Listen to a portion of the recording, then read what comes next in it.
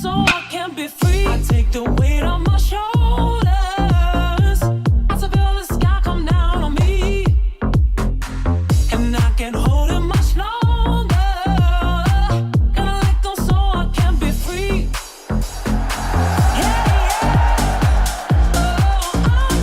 Championship Day on Foul Territory. Doesn't this feel like playoff World Series vibes to you today? I mean, yeah. I mean, not really. I mean, not really? No. It does. Tell me. I mean, yes or no? Yeah, it does. I guess. I mean, yeah. Wow, he's so convincing, Jonesy. It's too early for me to get like excited or anything because it's not. I mean, it's 11 o'clock. So like, what? I mean, I do have my USA shirt on. You Kratz do? has got his jersey on. Jonesy's got Japan on. I mean, you know, we'll see where we all stand. It's okay. Jonesy's rooting for USA more than anyone in the freaking city. I mean, I don't know about that. The repeat champs? Are you kidding me? Tonight is the game. Everybody. I think tonight's the game most people want it, unless it was DR America. No, this is the game people want it. No, I think this is the one people wanted. No. Yes. Why DR America? that? DR America is what America wanted. MLB wanted. The world, no. Well, the Fox world wanted wants Japan. Fox wanted Japan. USA. No, that's not true. Duh. Why? Why? Because did you see the ratings for Japan? Yeah, but that's not for Fox. It helps. That's for international. It helps. Really? Yes. Mm-hmm. For like social impressions? More people will tune in to watch Japan USA than DR USA. In the U.S.? Yes. Interesting. There's more superstar names on the Dominican Republic by far. Doesn't matter? Doesn't. There's one guy that matters. Yeah. His name is Shohei Ohtani. Well, here's their Fox rep, so Kratzy, he would know better than anyone else.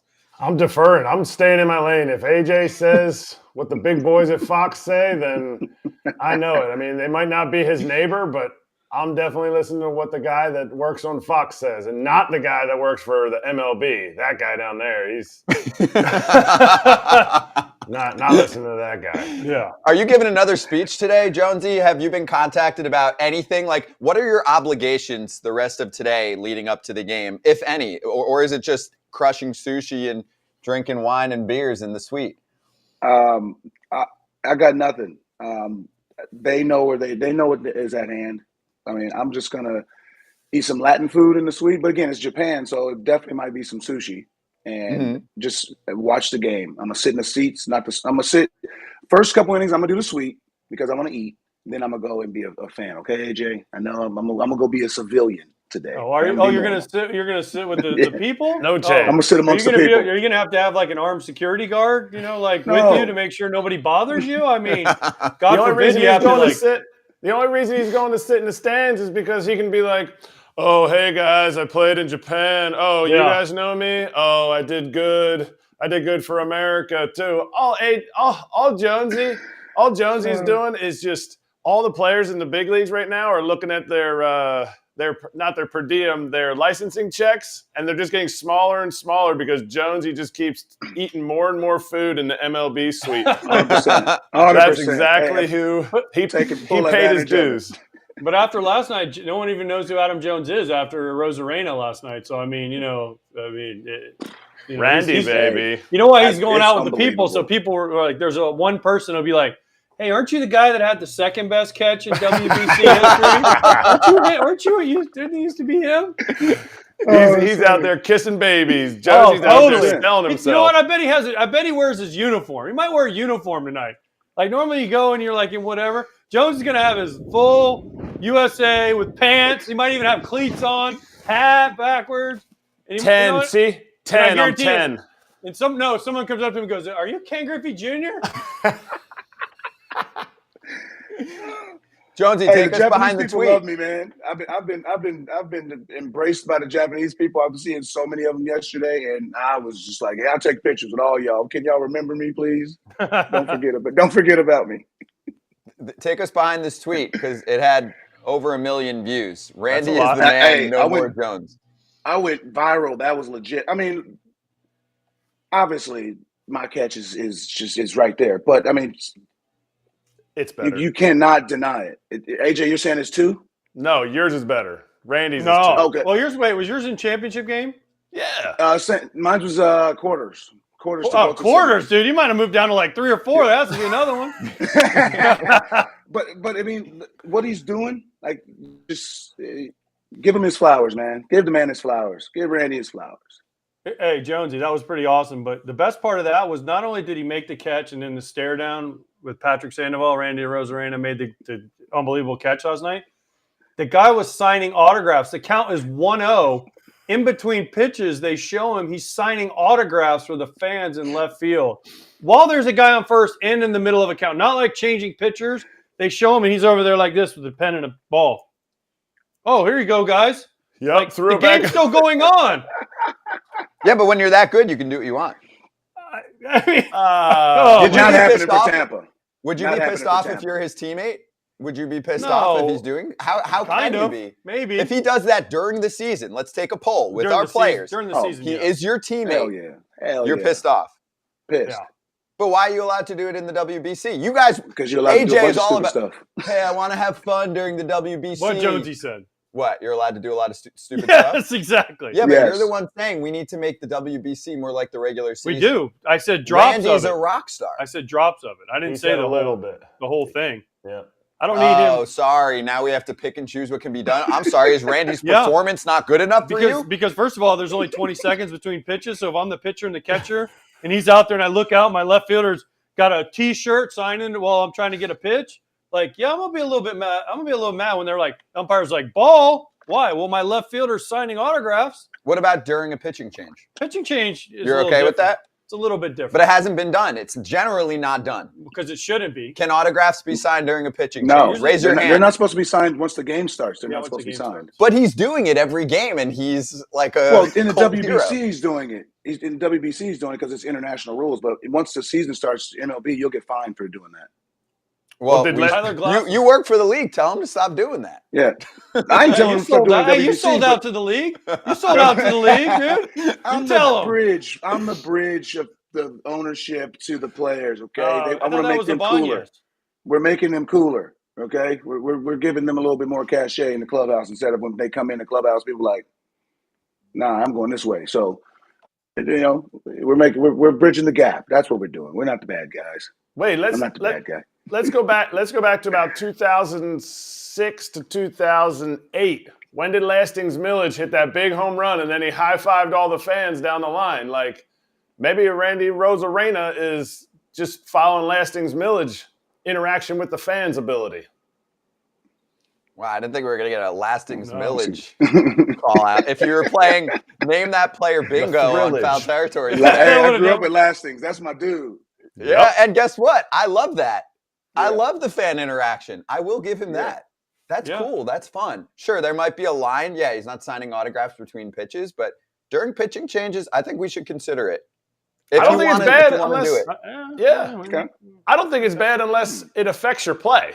To me, I don't like if you think your teammate's doing clown stuff, which I don't think it's clown stuff. I think it's interaction with them, which is part of the reason they lowered the fence there. That's why he was able to jump, 1 foot and catch the ball. But that's why I think Jonesy's catch is better, because Jonesy was absolutely splayed out all over some tacos in right center field in 100 feet, San baby. Diego.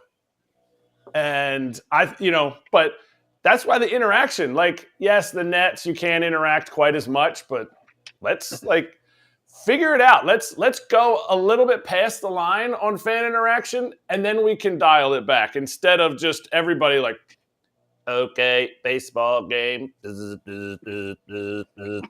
Everyone loves the Savannah Bananas because they do fun shit. Jonesy, It's a little I'm past gonna- the line. Yeah, well, sure. That's a lot. Oh, Savannah Bananas are a lot past. I the know, level. but okay, hear me out on I this mean, one. but they're still fun to go watch for a night. Exactly. Yeah. Well, here's my thing especially with Arozarena.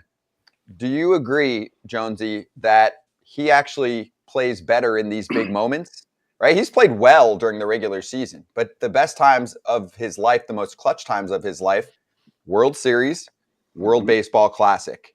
Both times you're seeing the cowboy boots, you're seeing the fan interaction. Can we make the case that if I'm Kevin Cash of the Rays, I would promote him to do more of what he's doing in the World Baseball Classic during the regular season, and I think he'd play even better because he's good. I think he can be top 20 or 30 player good in Major League Baseball if he's having fun like this.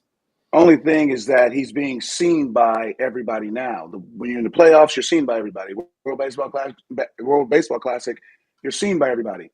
Nobody watches Tampa. So no matter what he does, you can do anything in Tampa. It doesn't matter. No one cares. So he can sign autographs. So he can sign autographs and no one For cares. whoever's there. He can sign one for each person. We'll show the clip. That's easily. right. But we'll show the clip. He'll get through the whole ballpark. We'll show the whole ballpark easily because no one cares. No one's watching if he does something that outrageous during the year, of course we're going to show that clip and we'll talk about it and we'll laugh and say, Randy's the man. I mean, he's shagged in a sombrero and cowboy boots, first of all, yesterday, which is a whole nother topic. I mean, then he makes the catch. Then he does the whole thing. Then he hit a double with nobody on base and scored 2 runs, according to Bob Nightingale, which was also unbelievable. I mean, I don't know how you do that, but that's messed up. That's a new thing. Bob. That's messed up. It's Bob. It's great. I love Bob. I mean, this guy's doing things. And then he gets the hit, lead off the next inning after Japan comes back, ties the game, gives Mexico the lead again. I mean, this guy's doing special things. He performs better when the lights are on, and that's it. There's no other way. Randy, you keep doing what you're doing. According to Jonesy, no one will see it, but we'll see, and we'll put you on TV. We'll see it, but, I mean, nobody else will. We post it. Yeah, exactly. Well, that's the point. We'll post it. Kenny ball game live. No. They'll see clips, which is how most people consume, especially nowadays anyway. They'll see clips. True. Ken Rosenthal will retweet it. He'll get between him and Adam Jones, my it'll get family's millions I of love views. that guy. He's my new favorite player because of all this stuff he's doing. That's what I'm saying. Yeah. Let's bring that to the regular season. Why not? If he's playing well, no one will give him shit. If there's a manager.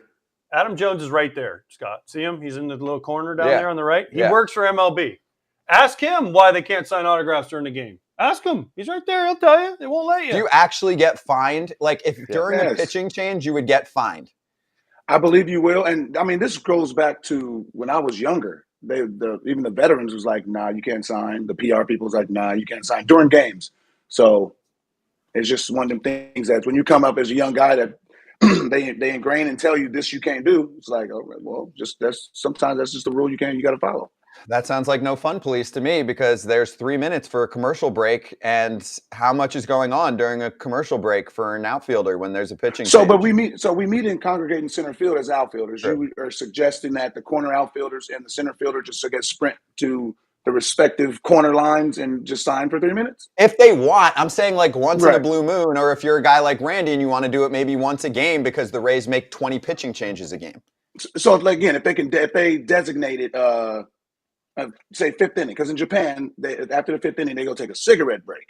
So if you did that, you got 5 to 7 minutes to, and so again, that would probably draw more people to Tampa. I think Tampa might be the first. Let's experiment with Tampa.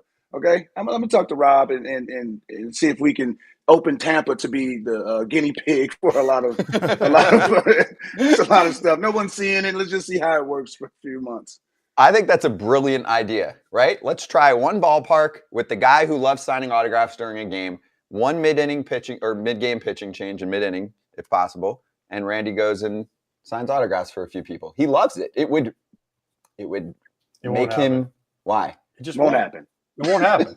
There was a time when players weren't allowed to put things on their cleats. They weren't allowed to design the cleats. Remember? There was a big rule. You had to be 51% of the team colors. But that changed. Finally. So I mean, it took them 10 years. People change. So it's been 10 years. If there's a manager that'll let him, it'll be Cash. Cash lets his players be who they are. So I mean, I'm not trying to paint Randy Arozarena as the face of MLB, but like if he wants to be that way, let him go. Let him do it. Let's do it. Kevin Cash at some point will come on. Let's ask him. We'll bring him on next week and we'll ask him. Listen, I don't play no more. I don't care what guys do anymore. Now, when I played, I would have been a little. You would have cared. Hell yeah. If during the game, one pitching change, Randy Arozarena signed autographs, you would have cared? Yeah, because I'm out there busting my ass having to catch the pitcher, catch those 8 pitches, get the guy ready. Yeah, you call me old, you can call me bitter, but yeah, I would have been a little pissed off. Now, do whatever the hell y'all want. Throw your bats, flip your bats. Oh, dance this is around the new after you hit home AJ. runs, moonwalk. I don't care. I like it now that I'm a fan. But when the I was new playing, AJ. I would have been mad.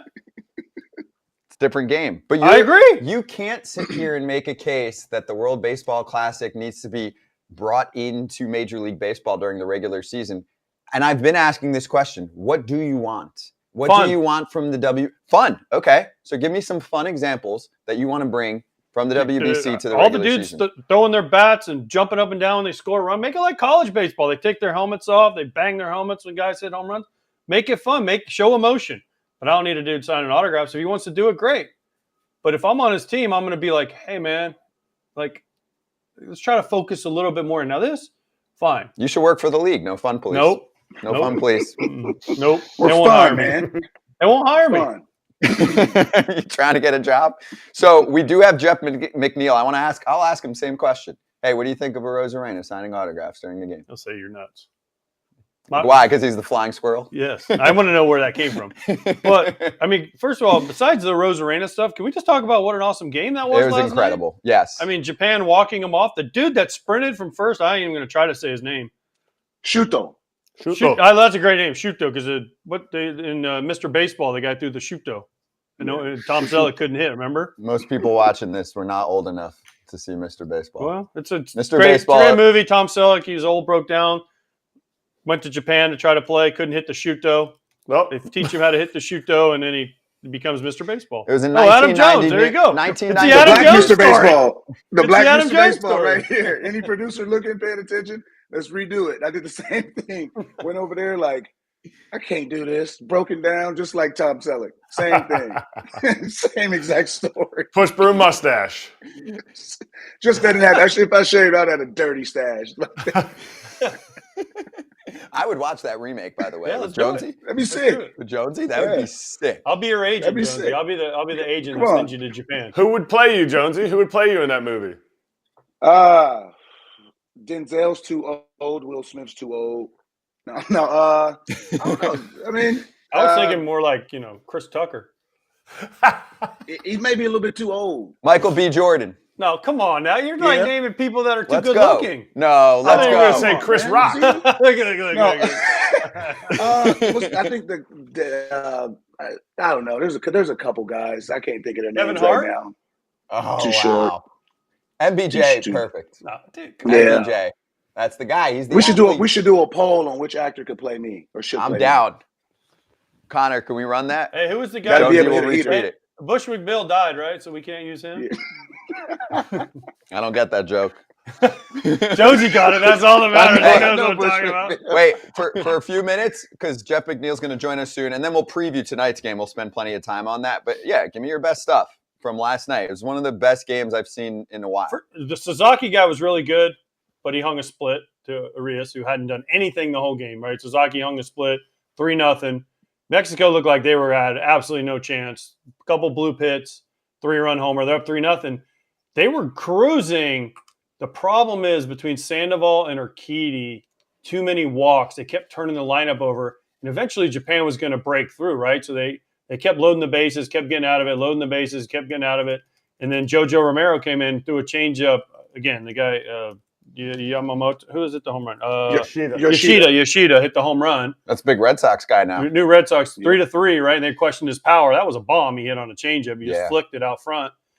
And then you got a game, and then Randy gets the hit. Mexico goes back up, and you're like, oh, here we go. Gallegos, who's been a stud in late in games for a few years now, comes in, and Ohtani, bam, walk, another walk, and then, and Shuto was flying. Flying. No doubt.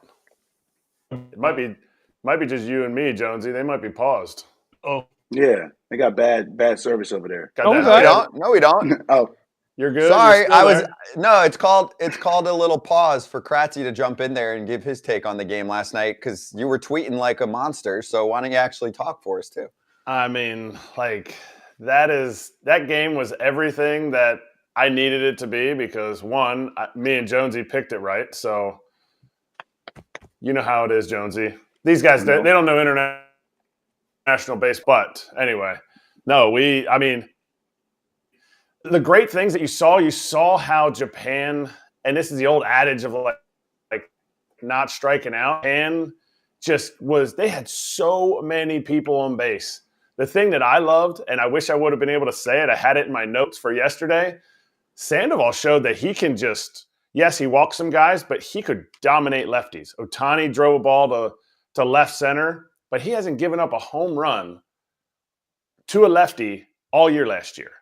So, I thought Mexico, as that game was going on, I thought they had a shot, but like AJ said, just too much in between Sandoval and Gallegos. And the real star, which I don't think is going to get any pub because they watched Ohtani running in and then Shuto sliding in right at his heels, was the dude, Matamoto, I think it's Matamoto, the guy that got the double off the wall in left center. I think they were saying he's 23. Murakami. He's already won 2 MVPs. Murakami. His name is Murakami. Oh, is Murakami? Yeah. He's a stud. 2 MVPs, left-handed hitter. This dude, his swing, I'm impressed. I don't know when he could be posted, but that is a quick bat. And he, like AJ said, Gallegos he's a stud for the Cardinals. And he just mollywopped that pitch. Almost a walk-off that would have gotten – would that have been the spread for you, Scott? Or was the spread 2.5? Spread was 2.5. I nailed that. I nailed the over. I did go Mexico, so I lost that, but I went 2 for 3, so it was a positive money day. Dude, Murakami was 1 for 50 in the tournament too before that. I mean, he's really good though. He was on the struggle bus. Yeah. I love his swing. His bat is so quick. They don't see lefties like a Sandoval over there. That's why Sandoval was the perfect guy to throw instead of Taiwan, because they don't see an 86-mile-an-hour slider that he was throwing, 86 to 88, that slider cutter he throws, Sandoval. That's their fastballs for the lefties in Japan, and then they throw the big dumpers. All the lefties over there are thumbers. So that's why Sandoval had Murakami. I mean, he was struggling, but he had Murakami fooled a lot because Murakami's never seen that. But you bring in the righty. Once they brought in the righties, you can see Japan's team got way more comfortable because they have righties over there. They have foreign righties that throw hard. So they understand that. But once they brought the righty in, you could just see all of them were way more comfortable in the box. But Sandoval had them fooled. Urquidy, they were a lot more comfortable. But they didn't have any more lefties. Well, they did. They had a lefty that came in and gave a 3-run Jimmy Johnson to make it 3-3 on a changeup. But you're talking about the second best hitter besides Ohtani in that lineup, Yoshida. I played with him. That guy he's a stud. He takes what he takes what you give him. And I dubbed him as the Japanese Juan Soto because he'll take his single, take his double to left center. He'll bridge you. That changeup down, you got to drop it on that. But he took you've seen his other at bats, 1-2, 0-2. He'll go to left center field. He doesn't care. He plays the game. And I'm excited to see that dude play for Boston because it was fun to watch him for 2 years in Japan. I'm writing that down. Japanese Juan Soto. Rookie of the year, maybe? That's good. He's 29. I'm over that rookie of the year. You're 29, man. I get it. You're old ass rookie. I get it. I respect it. That gives him the advantage, though, because he's 29. He's not 20. Yeah, I don't like that. I don't like that rule. But what's the rule then? You have to be a certain age? Yeah, but you can't play 7 years in Japan and come over. You're a damn veteran at that point. So what's the line? You have to create a rule. What's the line? It should be your first year. A rookie of the year can't make $18 million. Also, another good point by That's a good point. That's a good call right there. You're making $707,000. I mean, whatever the minimum is. Well, until they change those the poor rule. damn rookies these days. Oh, 700. Oh man, I feel so bad. What was your minimum, AJ? What was your minimum when you first got called? Maybe 125. Come on. I know this. My first paycheck I ever got. I was so excited because it was I don't know, $10,000, which back then was a ton of money. Brad Radke just signed a big deal, 4 years, $36 million. He goes, "Let me see your check," and I'm like, "Yeah." He's like, "I'm like, yeah," and he goes, "Ha!" He goes, "I make double that every 2 weeks," and he showed me his, and I was like, "No, I hate you so much right now." It's good motivation. It was. I mean, he was right too. I like that rule though. If you want to be rookie of the year, you have to be on league minimum salary, under $1 million.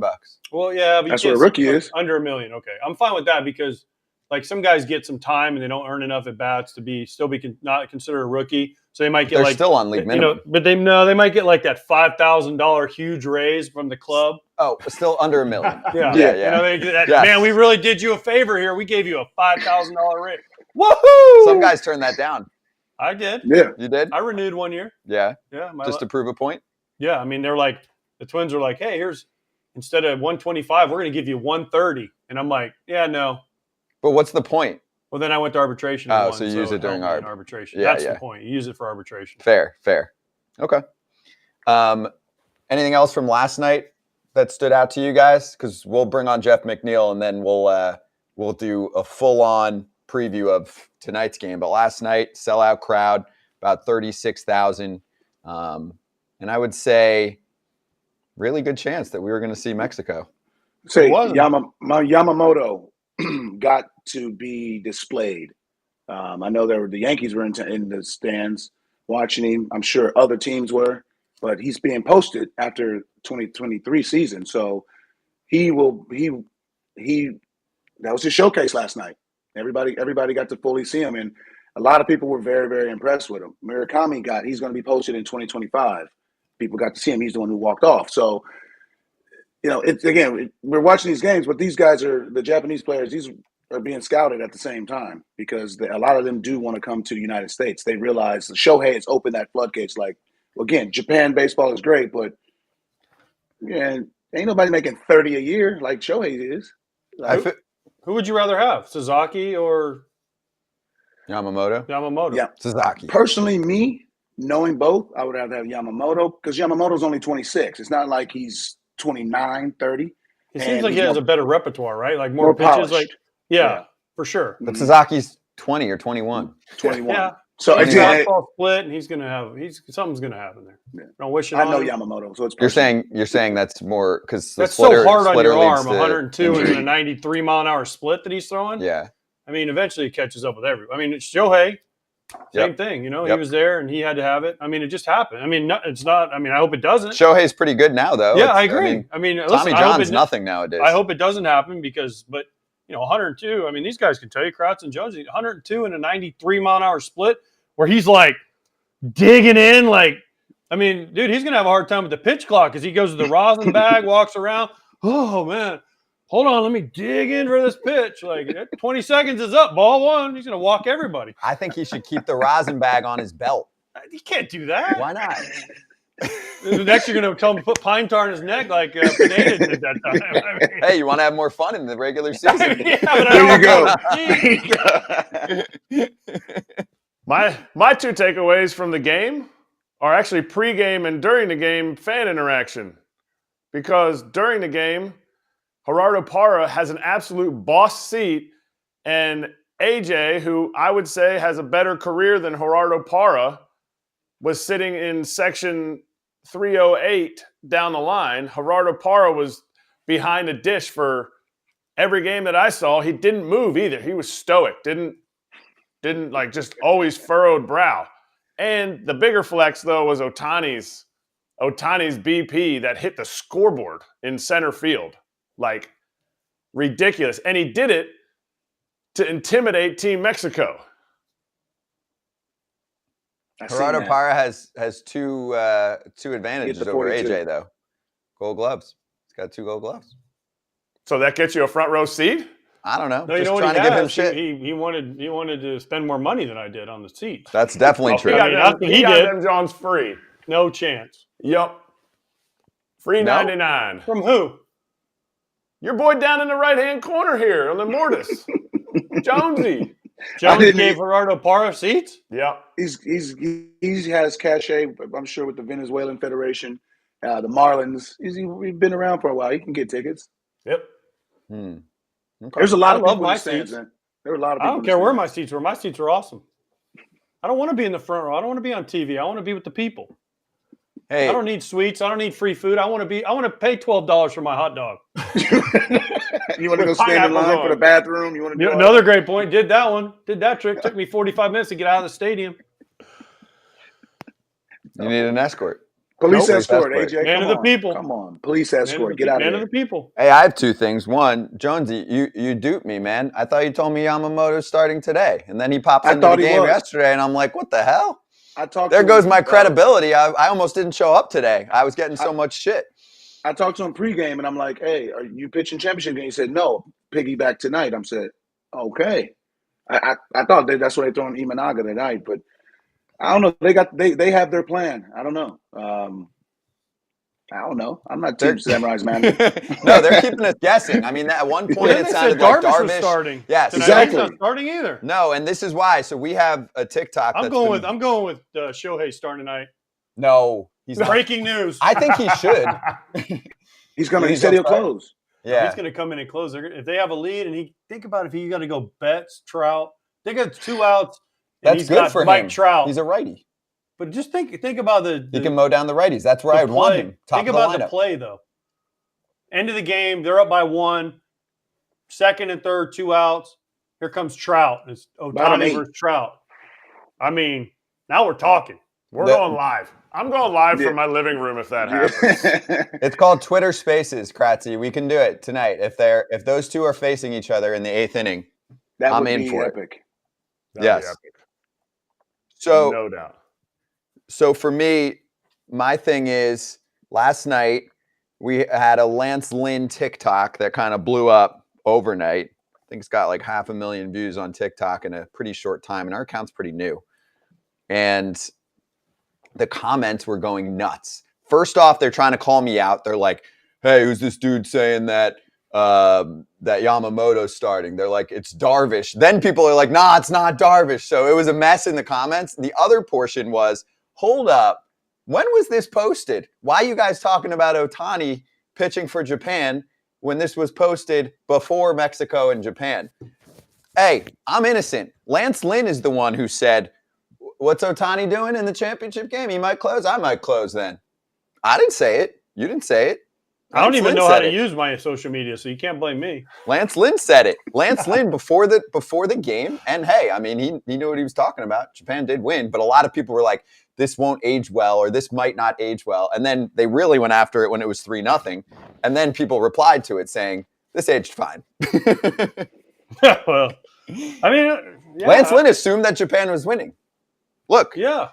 you won't be starting and Ohtani won't be closing because Urias will be closing when Mexico wins it all. This didn't age well.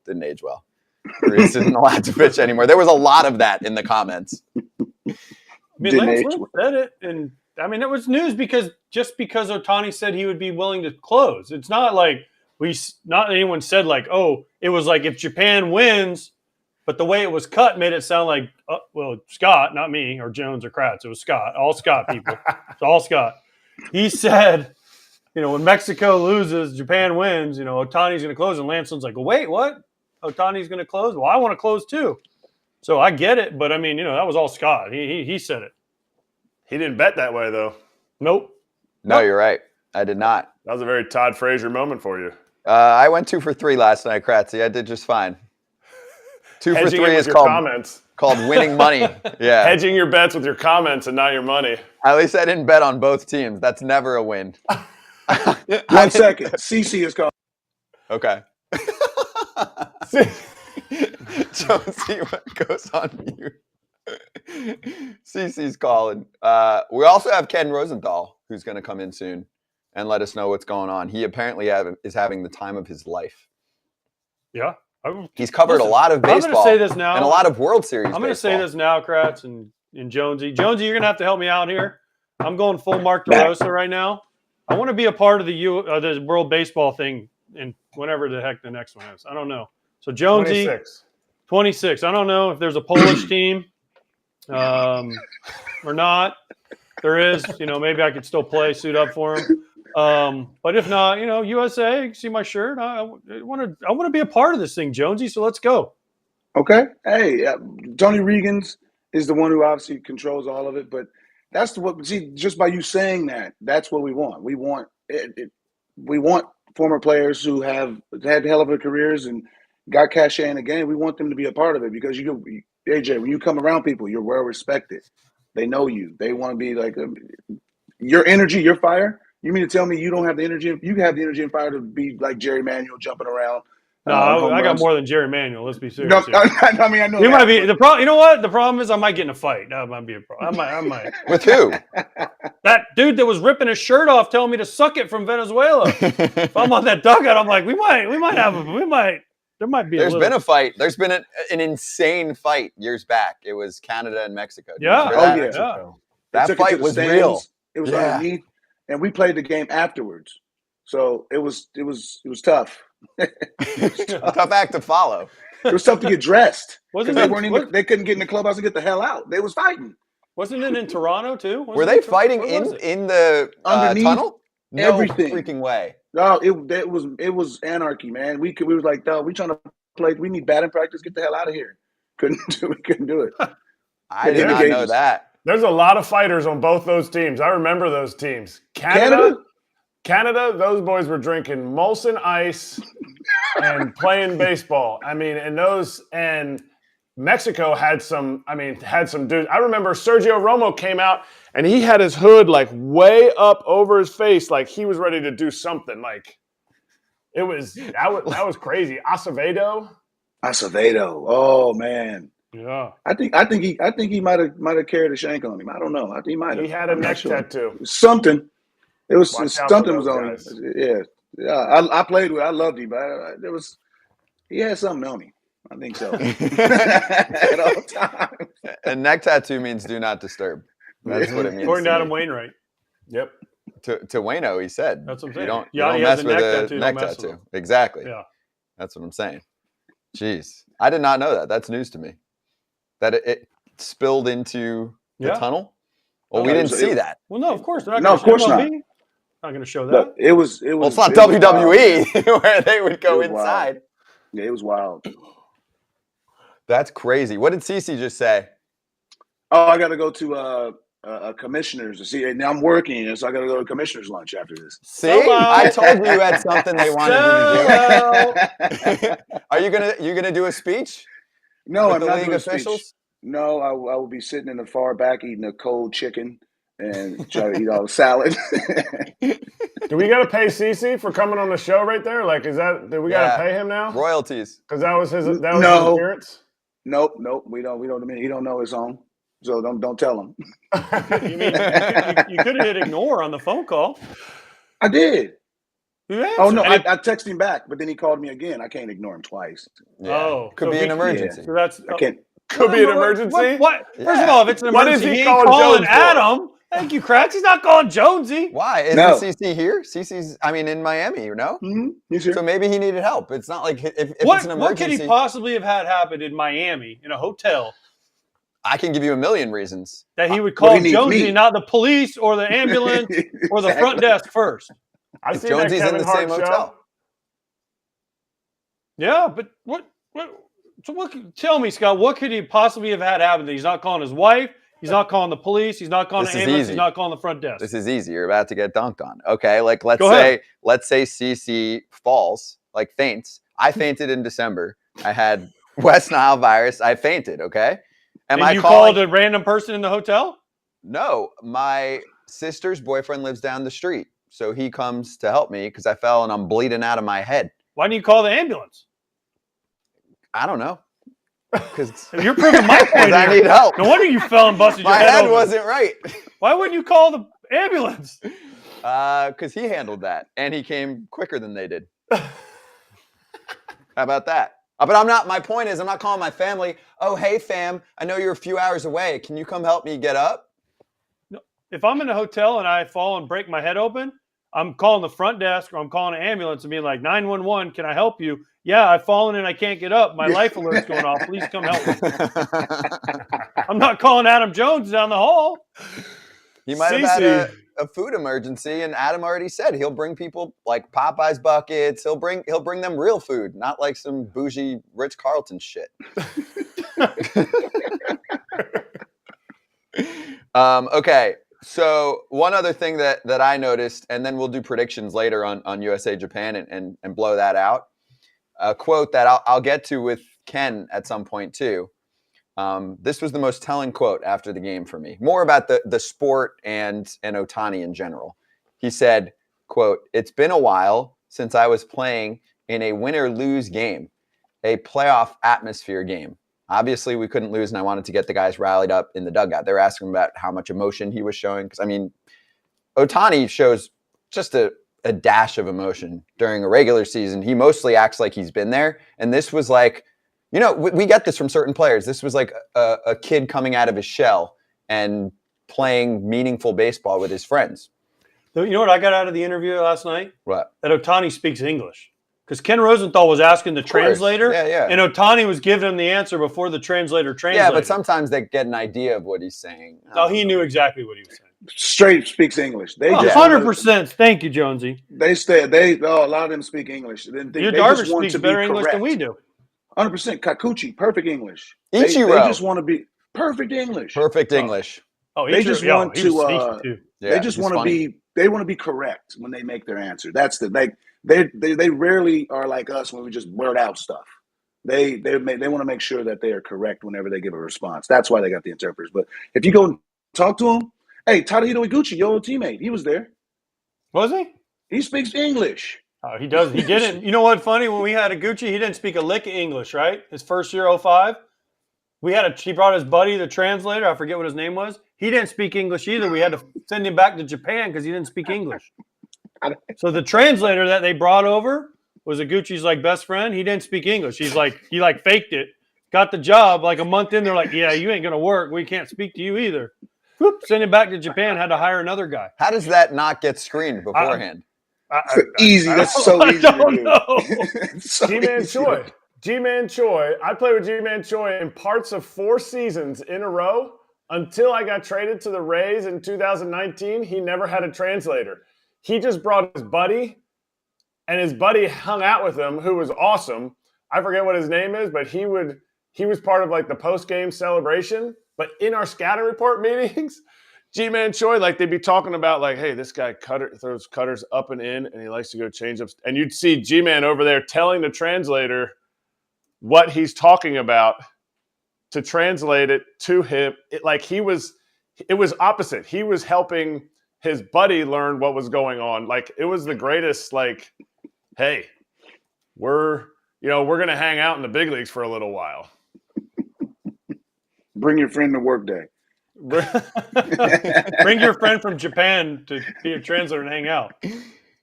Hey, we'll have Ken Rosenthal on soon. Still working on. There's crappy internet at the Ritz, is what I'm being told. Shocker. You know, maybe he should pay like the Yankees have to do. It's like $1,000 a room. Which, by the way, we found out. No, don't give that away. Oh, yet. we're not going to go there. We are going to go there later. Okay. We'll go there later on the Yankees and Delta and paying for Wi-Fi. But right now, let's bring in Bat Boys Baseball. Our boys hanging out in Miami. Oh, much better than on the field. You guys hear us good this time? Oh, yeah, we hear you loud and clear this time. And, nice. You can hear us a lot better. Wait, where are y'all? We're in an Airbnb in Little Havana that we booked 2 days ago, and we got a really good deal on. So yeah, I bet you did. Yeah, they got free puka shell necklaces apparently because y'all got like 6 on a piece. Yeah. You're making Scott jealous here with all the necklaces on. I got one on. Yeah, but you don't have. Look at them. They got like blue. Yeah, and white they're swaggier than me. Eric and Liam are in college. Look I'm at in that. my mid-30s. These guys know what they're doing. They're not messing around. I mean, they also, by the way, how many chains is too many chains? Haven't you been asking the guys over the last few months, Liam? That's one of your specialties. Yeah, so we've been asking the players, but the funniest part is every single person who recognizes us from TikTok asked me that question. So I think over time I've concluded that it's between 4 and 5. Wow. Wait, how many do you guys have on now? I see I at have least 4 right now. I got 3. 3 and 4? Jeez. Okay. Yeah. Man, y'all. I think 4 to 5. I mean, that's hefty for on-field playing. Dude, have you seen the Cuban guys? They have 4 Jose to 5. Contreras? No, they usually have one huge one. Dude, Jose Contreras used to have a gold medal around his neck. It was like this big. And he would pitch and it would come out and we'd have to stop the game because he had to tuck that thing back in. Mm-hmm. I mean, it was like the size of a baseball around his neck. Who's got the best chain in baseball? Like for me, I'm thinking about Jose Ramirez has the one that has the picture of himself that he wears. Have you seen that one? Yeah. The Doogie SpongeBob chain. That's the first one that comes to mind for me. But anything Verdugo wears. He had 5 yesterday, by the way. Verdugo? Verdugo? 5 chains. Dang. Not surprised. At once. Oh my god, these guys are spending so much money on these jewelry, as I got one on too. But no, but it's the era's changed, man. You watch Manny, you watch Tatis. I mean, these dudes. It's not just like the Cubans where you got like the metal and then the diamonds paved into. These dudes is going like single carat diamonds now, like bracelets for necklaces. So step your game up, guys. You guys getting the pukas, but when you guys get a little successful, step your game up. Some diamonds around there. So, Bad Boys, what's been the take on the WBC? You guys have been at every game, correct? Like, what's your take? Who's winning tonight? Like, who's your favorite guy? I mean, who's your favorite guy you talk to? Pretty much every single game we've been to, and I've said it about a dozen times, but last night, I mean, that's the coolest baseball game that I've ever been to in person. That was so exciting to watch. I have no idea who's going to win tonight. I just know we're in for a great game. It's going to be a classic. Last night was a classic too. In terms of favorite that we've talked to out here, I don't know. I mean, you got to talk to Verdugo for a second time yesterday, and just to see guys that we saw out in Arizona, and then now we're seeing them here in Miami. They're like, how are you going back and forth at the same time? So, I mean, there's been a bunch of really cool guys on this trip. I need to hear a prediction. I need both of you to give me a prediction. Lock it in. We're not going Todd Frazier here. We're going prediction from both of you, so we can put a check mark, green or red, when you guys get it right or wrong. And just for context, Erik and Liam, Todd Frazier, yeah, we did give him shit, last week? He was kind of saying both teams are going to win. We're we put on the ticker, breaking news. Todd says everyone will win WBC. Yeah, as long as both teams have fun, right? Then everyone wins. Yeah. So. Right. I'm going to go, I don't know, the USA bats really came out the other night, but Japan has really good pitching. It was like a pitcher's duel last night until they got into the late innings. So I'm going to go. Bro, I know where you want to go. Erik, say it. I know you want to go Japan. 5-3 USA. That's my final. Okay. I'm going Japan all the way. We need a split. Wow. I love that. You said it with your chest. I say Japan 6-3. Okay. Just because the way a lot of balls that were caught last night came off their bats, it was insane. There'd be absolute lasers, but they'd be right to the center fielder or left fielder. And Randy made that catch, but these balls come off their bat different. We noticed it during BP. Oh my gosh. And it these are just lasers that if they find gaps, damage is going to be done. And honestly, the walk-off hit, that's what all these hits that were caught looked like. Just these lasers. That's the only way I can describe it, is these lasers. And I know it's the USA guys haven't faced most of this lineup before. So I think Japan's going to pull off a W. That doesn't play your purchase of the Japan T-shirt at all. Yeah, and I got a Japan T-shirt last night.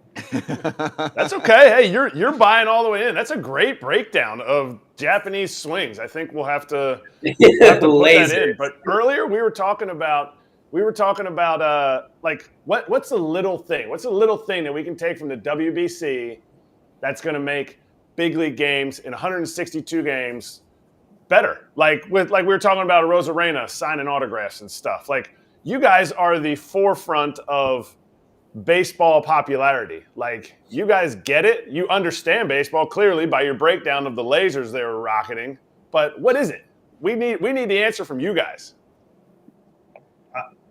I'd say just the interaction amongst fans. I mean, obviously everyone's talking about the energy that the fans have been bringing, but just seeing fans from either team, whatever matchup it is, coming together and taking pictures together. And we've seen the wave in almost every single game that I think we've been to, and it's just this really great baseball community environment, and seeing people just having a great time together. I think if we could see that more in the regular season, I know we're rivals at the end of the day, when you're playing an opposing team and stuff, but just seeing people come together has been really cool. Yeah, I think it's the fan and player connection, which is so cool to see during this event. And I think one one of the biggest reasons for that is the flags. Like fans have flags of their country who are playing. And like we see this sometimes during the regular season, like Dominican flags for the Dominican players, but just any way to connect players and fans like that. And then the players hyping up the crowd is the coolest thing I've ever seen. Like I never saw that for like I never even see that during MLB games. But the way like a pitcher, like last night, Patrick Sandoval like ended the inning with a strikeout, and then he's like looking at the crowd and like doing that. Like that is the most hype thing ever, and that just gets everyone into it. And I'll add all the noisemakers that fans have brought in. Yeah, the cowbells, like the cowbells, like drums. Someone brought in like a whole speaker the other night, like a big the Dominican speaker. game. Like I don't know how they're getting some of these things in the stadium. We've smelled some things that shouldn't be inside the stadium, but if we have more stuff that like makes it a party atmosphere and environment, I think that's good for everyone. I love add to the party here. Team USA's Jeff McNeil joining us right now from Miami. Jeff, great to have you. We appreciate the time. Bat Boys will ask you a few questions. I want to start, though. What do you think we should take from the WBC and just sprinkle into the regular season in Major League Baseball, because this has been so much fun? How you doing? I'm doing well. Thanks for having me. But yeah, the tournament's been fantastic so far. I think the fan engagement's been pretty incredible. So I think if we can take that kind of atmosphere, bring it over to the regular season, I think we'd have 162 pretty incredible games. I'm with you. Bat Boys, take over for a few, and then we'll let you go. So it's all you. What's up, Jeff? Hey. How's it going? First question I asked Lars Nootbaar this yesterday. Got a pretty cool response. But what's something unexpected that's happened like over the course of this tournament that you found really cool that you didn't really like expect going into it? That's a tough question. I mean, everything about this tournament is it's different. Not your typical break. And so I think it's kind of really prepares guys for the playoffs, the kind of atmosphere and knowing what to expect. So that's something I can take from this tournament. I got to play in a few big games last year, so playing in a tournament like this might help guys down the road in the playoffs.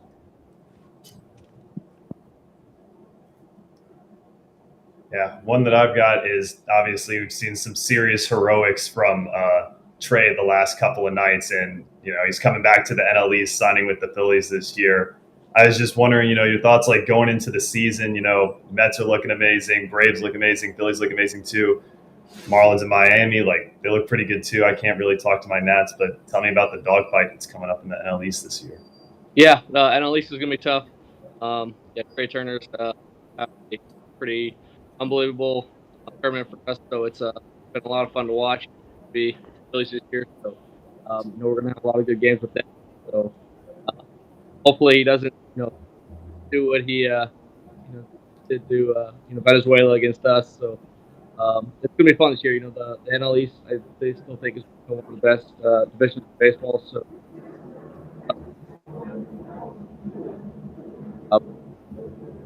let's take it off.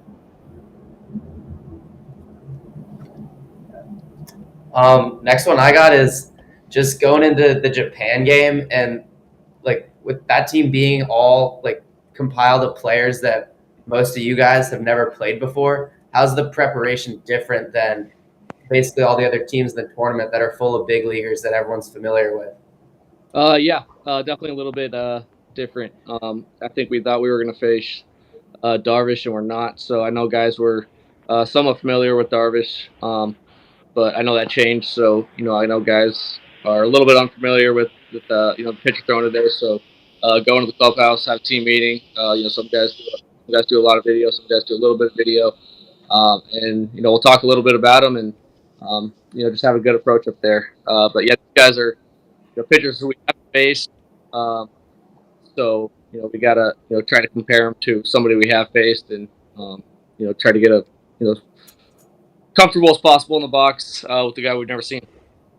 Hey, Erik and Liam, we appreciate you guys. We'll talk to you down the road, all right? Have fun out there tonight. Sounds We good. will. We will. See you later, Jeff. Thanks, guys. Have a good one. All right, Jeff. So we'll take over with our boys for a little bit here. So first off, for me, tell me about the personalities in the clubhouse. Like, who's the funniest dude on Team USA, and who's going out to dinners together? We've had a few good dinners. Funniest on team, I think I got to go with, he's my teammate. It's Pete Alonso. The guy's sneaky, very, very funny. So, love having him around, especially the new guys. As for dinners, we've had some, good ones. We had one in, Arizona with, special guest Chris Paul. He came in and talked to us a little bit, which was pretty cool. So, had a good dinner there. And then Wainwright got a bunch of the guys and their families together last night for a little dinner and to watch the Japan game. So, has some good, team bonding. It's tough in a tournament like this where you got to come together, extremely quick. We have 7 games at most to, come together, and I think this team has done a good job of that. Jeff, how you doing, baby? 2-part question. It's like a lot of people is just complaining the WBC. You've been part of spring trainings, a lot of spring trainings in your career. This one's different. Do you feel that playing in this tournament, obviously you're not getting as many at-bats that you would be getting during spring training, but you're still getting your work in. Do you feel that physically you're ready to start the season as you would be for the Mets? And expectations. Obviously, the Mets have tremendous expectations. Team USA has tremendous expectations. You ramping yourself up in March for this expectation, a little different than October, obviously. But how has that just all been feeling for you? I do feel like I'll be ready for the season. I haven't got as many at bats as I wanted to in this tournament, but still doing my work in the cage. Still keeping the swing where it needs to be. But have a plan when I get back to spring training on Wednesday or Thursday, and go to the backfields and try to make up those bats.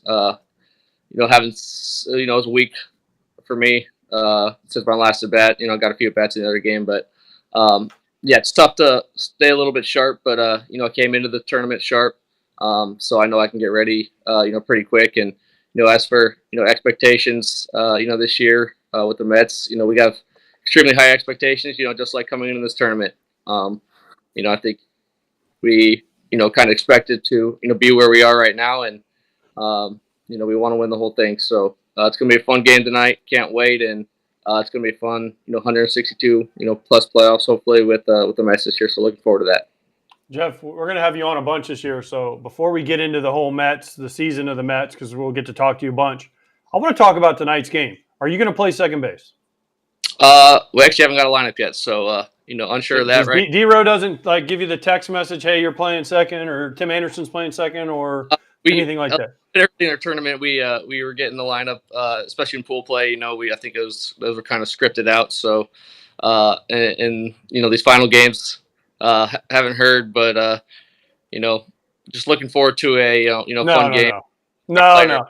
No, bull crap. You want to play? Go in there and say, D-Row, I was the batting champion last year. Stick me in at second base. I don't care who's pitching.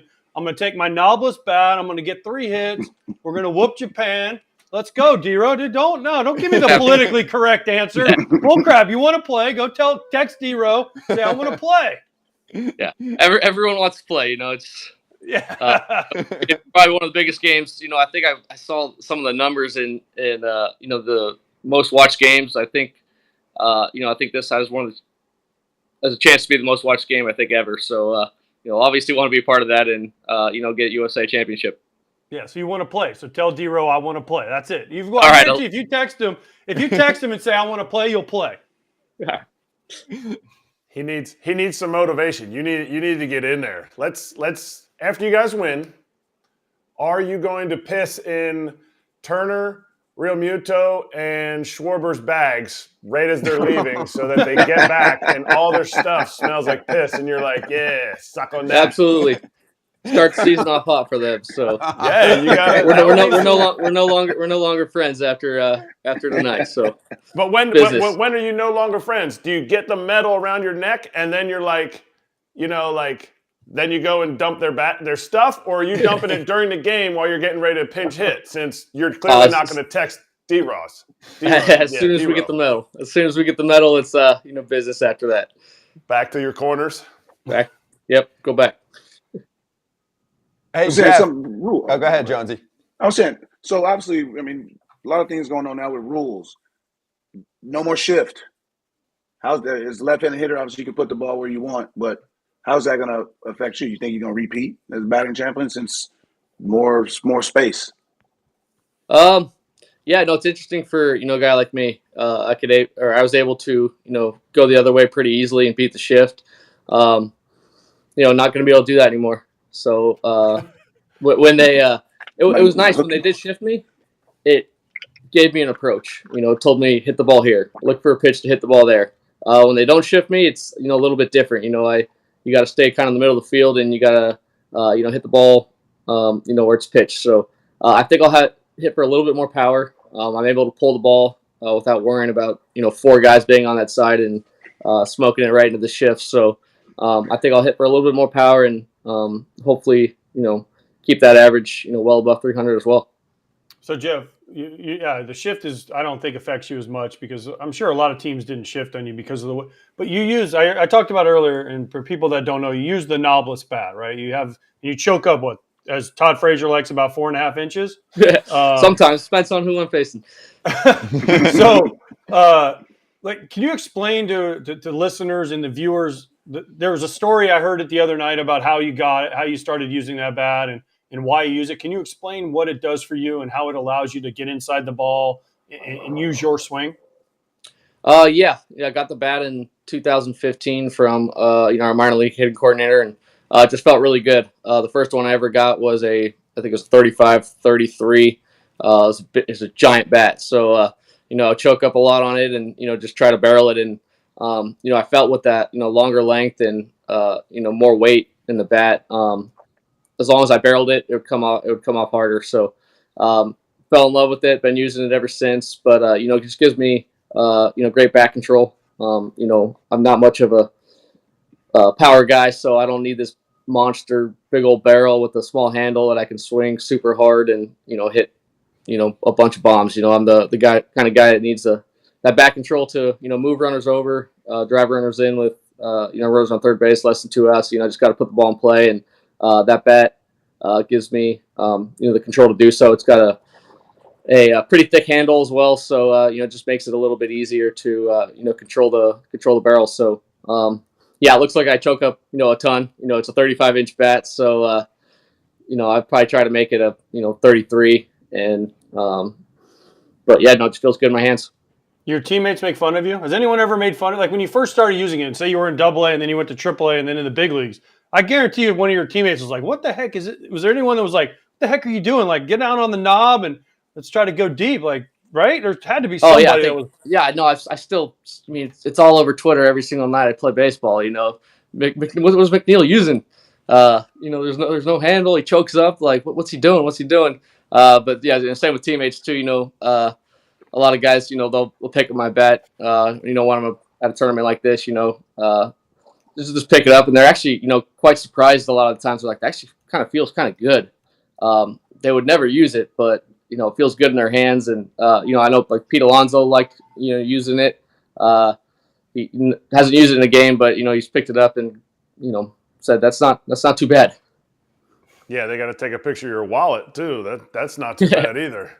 Who's the guy on this team that is like from afar when you've watched him, you're like, that guy's a jerk. Like, I don't like that guy. That guy's a dick. And now that you've gotten to know him, you're like, okay. Like, maybe I kind of like this guy. Oh, that's tough. I don't think there's anybody on this team, who I was not looking forward to meeting. These are the best players in baseball. So, these are the ones you want to associate yourself with. But I think, no one, I've ever had problems with. So, I've enjoyed, every single one of them, and, just good group of guys.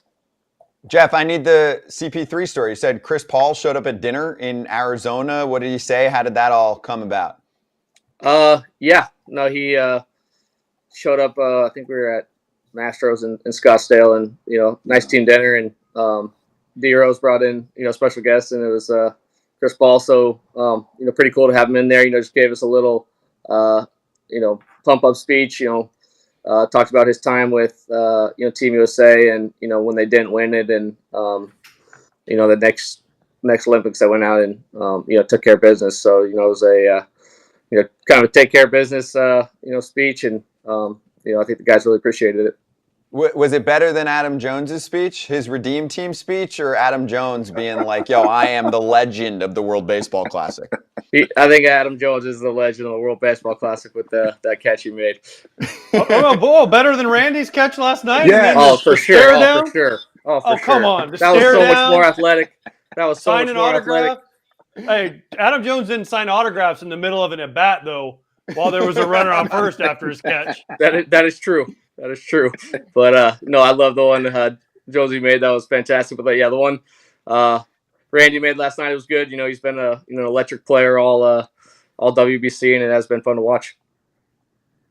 Hey, one more from me. I want to get this story in because it's most relevant right now, and I'm just so curious about how Team USA is put together. So apparently there's a story with you running into Mark DeRosa, and that's how some of this came about. Is that really how the team's put together? Like, I'm thinking there's this like big war room, and they're writing down all the names of all the players, and they're hitting them all up on the phone or their agents and talking through things. There's been multiple stories. We had Lance Lynn on yesterday, and he said like he's out with the boys, kicking back, having some beers. He FaceTimes D-Ro at like midnight, like, "Yo, I'm playing. I don't give a shit." Like, so is that how it happened with you too? You're at a golf tournament, you guys are kicking back, having some beers, and then you're just like, "Yo, I'm playing." Is that? I just thought it would be like more of this formal, "Hey, this is Mark DeRosa. I'd love for you to play for Team USA." We were down in Mexico at Diamante for a golf tournament, and it's a bunch of big league guys, and I knew D-Rose was going to be there, so it was already kind of brought up about playing in the WBC. I had nothing official yet, but my agent was in contact with Tony Regan's, and they had been talking, so I think it kind of helped my case. When I saw him, I went up to him, and we had dinner together, and just talked to him a little bit. Told him I wanted to be a part of this. I know how special it was going to be and how much fun it was going to be. So I told him, in any aspect, I'd love to be a part of it. Would love to, help this team in any way I can. So he said, we'd love to have you. And I think, there was a chance. I was on a team before what happened with Trevor Story. It's super unfortunate what happened with him, but I think there was still a chance. I would have been a part of it. But with Trevor Story going down, that kind of allowed me to for sure have that spot. So super fortunate to be here. But tough what happened to him, and wish him all the best. But hope we can take home a championship tonight. So speaking of the championship, if you win tonight, you can see I'm obviously rooting for you guys hardcore, right? But if you guys win tonight, you're going to take the gold medal back to Mets camp. You got Eduardo Escobar who's on Venezuela, who you guys beat, right? You have Verlander, you got Scherzer, you got all these guys, poor Edwin Diaz, right? Unfortunately, what happened to him. But are you going to take your medal and be like, "Here it is, boys. Look what I got." Like I know Escobar, he's a great guy, right? So you go up to him and be like, "Here you go, Eduardo. You missed out. We got this." I'd be showing that thing off to everybody, especially the guys I played and we beat. Yeah, for sure. Me and Edwin Diaz were, always joking in spring training. If I ever get to face you, I'm going to take you deep. So, it's unfortunate I didn't get to, face him this, WBC and everything that happened with him. But definitely gonna, show it off in the locker room a little bit. You got all the Puerto Rico guys. You got Esky with Venezuela, and they had a good tournament as well. But it's not as good as us. When you go back to camp, you got to go to Edwin's place, though. I heard they're taking care of him. That's everyone said. The nutritionist, he's got the trainer, he's got the chef. Like he's got it all going on over there to get back, and beat the timeline so he can get back for the playoffs for you guys. Yeah, they're taking care of him. We got a great owner with Steve who really cares. So love what they're doing with him, and I hope we can see him this year at some point. That'd be fantastic, and I think. If he came back, it'd be playoff time, and that would be electric if he could pull it off. Can't wait to hear that song again. You know what I'm saying?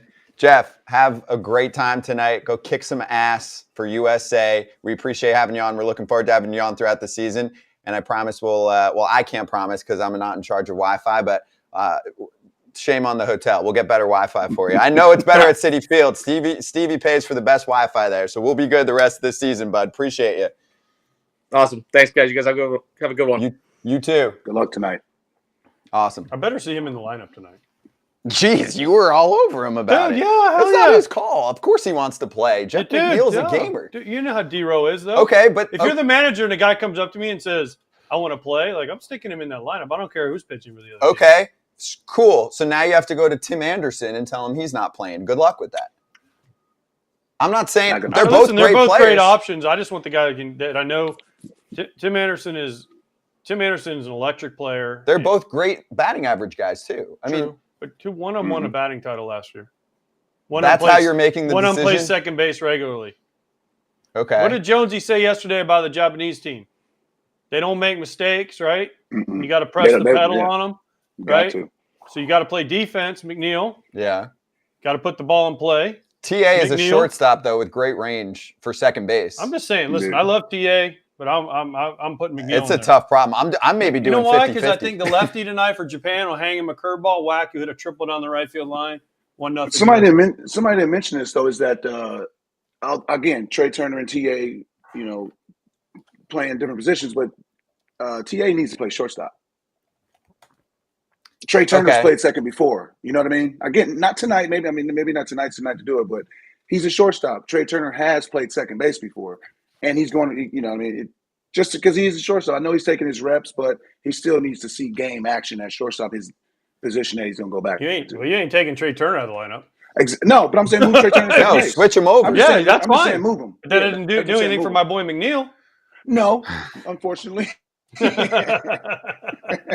So you think Tim should be at shortstop and Trey at second base? And I'm with you, actually, Jonesy, on that one, because for Tim, even though, of course, he can handle second base, he just hasn't played there. So there were a couple times, right? I think there was a bobble. They ended up making the play. There was the time with Goldie where there's a pop-up, and he's just not used to playing over there. Sure, on a shift here and there in the past, but for familiarity purposes, I'm with you. Trey's got much more experience there.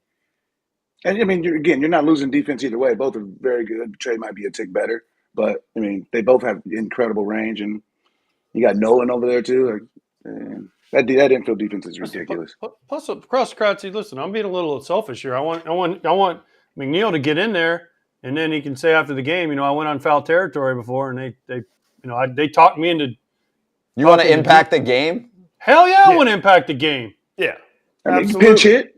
There's spots. Yeah, but foul territory's got knocks. That's it. They got knocks. Friggin' Stubbsy came on here. Unfortunately, he hurt his knee, but he came out and got barrels. Rowdy sent me a text after the game. He said, FT Live's got barrels. Rowdy came in, waffling balls. McNeil, D-Row, you're listening right now? Whenever you need that knock, McNeil's in there. If you want a 3-for-3 game and him to get the MVP of the final game, he's your guy. Pinch hit McNeil late in the game. Hey, depends on the pinch hitter. I don't mind that. I don't mind. Listen, you put McNeil in any point, he's going to put the barrel on the ball. Mm-hmm. He puts the bat on, like runner on third, 1 out. You need a guy to get the guy in. Don't want a strikeout. Put him in there. He'll get it done. You know who else can hit? Cedric Mullins, Bobby Witt Jr. There are stars on the bench. This is the problem that you face. How do you sit who are you sitting? Who are you sitting for guys like that? Well, Kyle Higashioka. Don't stop bringing up my guy Higgy. The Higster is in it. My guy posted a pic after the Cuba game. He's got his Nike gear. He looks exactly like, Real Muto and Will Smith, but freaking D-Rose not putting him in. Wait, has he got an at-bat? No ABs. That's bullshit. You know why he's posting? So Nike can get that sponsorship deal by Nike. He's like, look at me in my sweet gear, right? But I saw the one this morning of him like after they won. He's like, USA, and I'm like, damn, was that after he caught a bullpen? Yep. Hey, that's my guy. Hey, you always need a third catcher. That's how I got to all my stuff. I went to Japan because they wouldn't let Carlos Santana be the third catcher. They were like, you will not get in a game at all. So who are we going to get? It was like me or Andrew Susak, the two backup catchers that were still playing with the Giants and the Royals in the World Series. And I don't know if they asked Susak before me. I'm pretty sure they did. But I went to Japan and heck yeah. Hey, That's awesome. AJ, would you play on Team USA if you were the third catcher? Like, let's say it's like late Right in your now, career. absolutely. I'm saying Right now, hell yeah. when- Sign me up for 2026. I'm in third catcher. Hell yeah. Let's do this. when you were playing, let's say it was late in your career and it was Posey and someone else, and they were like, hey, dude, you're probably not going to play, but we're bringing you on. Why not? Okay, Hell yeah, just I would have making done sure. it. You know what? I mean, listen, I know my role. Well, we would make fun of you then on Foul That's Territory and fine. be like, I'm oh, not making fun of Pierzynski is- Higashioka. Listen, he's a good player. He's got cooler gear than I ever had. And he earned a spot on a team that's very prestigious, especially agree. position player wise. It's not like it's the pitching staff that said got no's from like the top 20 U.S. pitchers. This is the position. I mean, players. I could have done what he's doing. Yeah, and if two catchers go down tonight, I could have done that. you can play. Pain-free. One game, I could have figured it out. Oh my gosh, Pain-free. I would love to see that. We would not want AJ on the day of the game. We would want him on the next day. Dude, he would not be able to Not he true. would just Not true. Not true. Not true. you would not be sore. No, I would be sore a little bit, but not like where I couldn't move. I'd be fine. AJ, don't do that. I'm serious. You Dude, would I'm not- not like Savannah you. I don't Bananas need knee calling. replacement, hip replacement, elbow replacement. I don't need. I'm not no. saying you do, but I'm saying 9 innings I could in do the it. squat. I could do it. You ain't backing up first base. That's a lie. I'd be slow as hell, but I'd get there. I mean, the guy'd be on third by the time I got to the ball, but I'd still get there. You guys are ridiculous. I'm serious. Now listen. I could catch a game tomorrow. Would it be very good? No, but I'm the third catcher. I'm not going to get in the game. There's no way two guys are going down. But then why even carry a third catcher? Because You're I saying get they cool shouldn't? pictures, cool gear, and I get a little medal. Okay. Yep. What if That's What- crazy. He said what if that a was catcher shot. replaces another catcher in Love the it. lineup and then that guy gets hurt? You need 3 catchers on a team like this. You need The it. third catcher for Japan got in last night. You see him? He couldn't catch a damn ball. They were throwing it. He was like, pa-pang, pa-pang. It's like pinball back there. He was nervous. He was He was nervous. scared to He death. was. You don't want to come into a game as the third catcher. I mean, I get it. The guy from Japan's not, he's probably a starter too. They have some legit hands defense guys. But everybody from Japan's throwing one of these things. And the later in the game, your butt gets a little puckered up when that thing, you're like, oh, great, I got to call the split. Oh, boy, haven't seen a pitch in the last 9 innings, probably the last 3 games. And you're just like, and he's got he looked like he had a brand new mitt out there. It was just boxing balls. Well, you guys can relate. You feel for him, though. He's coming in like that in a big Yeah. spot, and he hasn't done shit for a while. I feel for him. Yeah, 100%. Well, he's not playing today. Unless they do what they did last night, because they kept pinch hitting for their catcher and pinch running. for Yeah, their they catcher. were all out. I mean, who Yeah. cares? There's no tomorrow. You do whatever you got to do. Mm-hmm. And then they And put it worked. And then they put Roberto Duran behind the plate, and he was boom, boom. They won the game.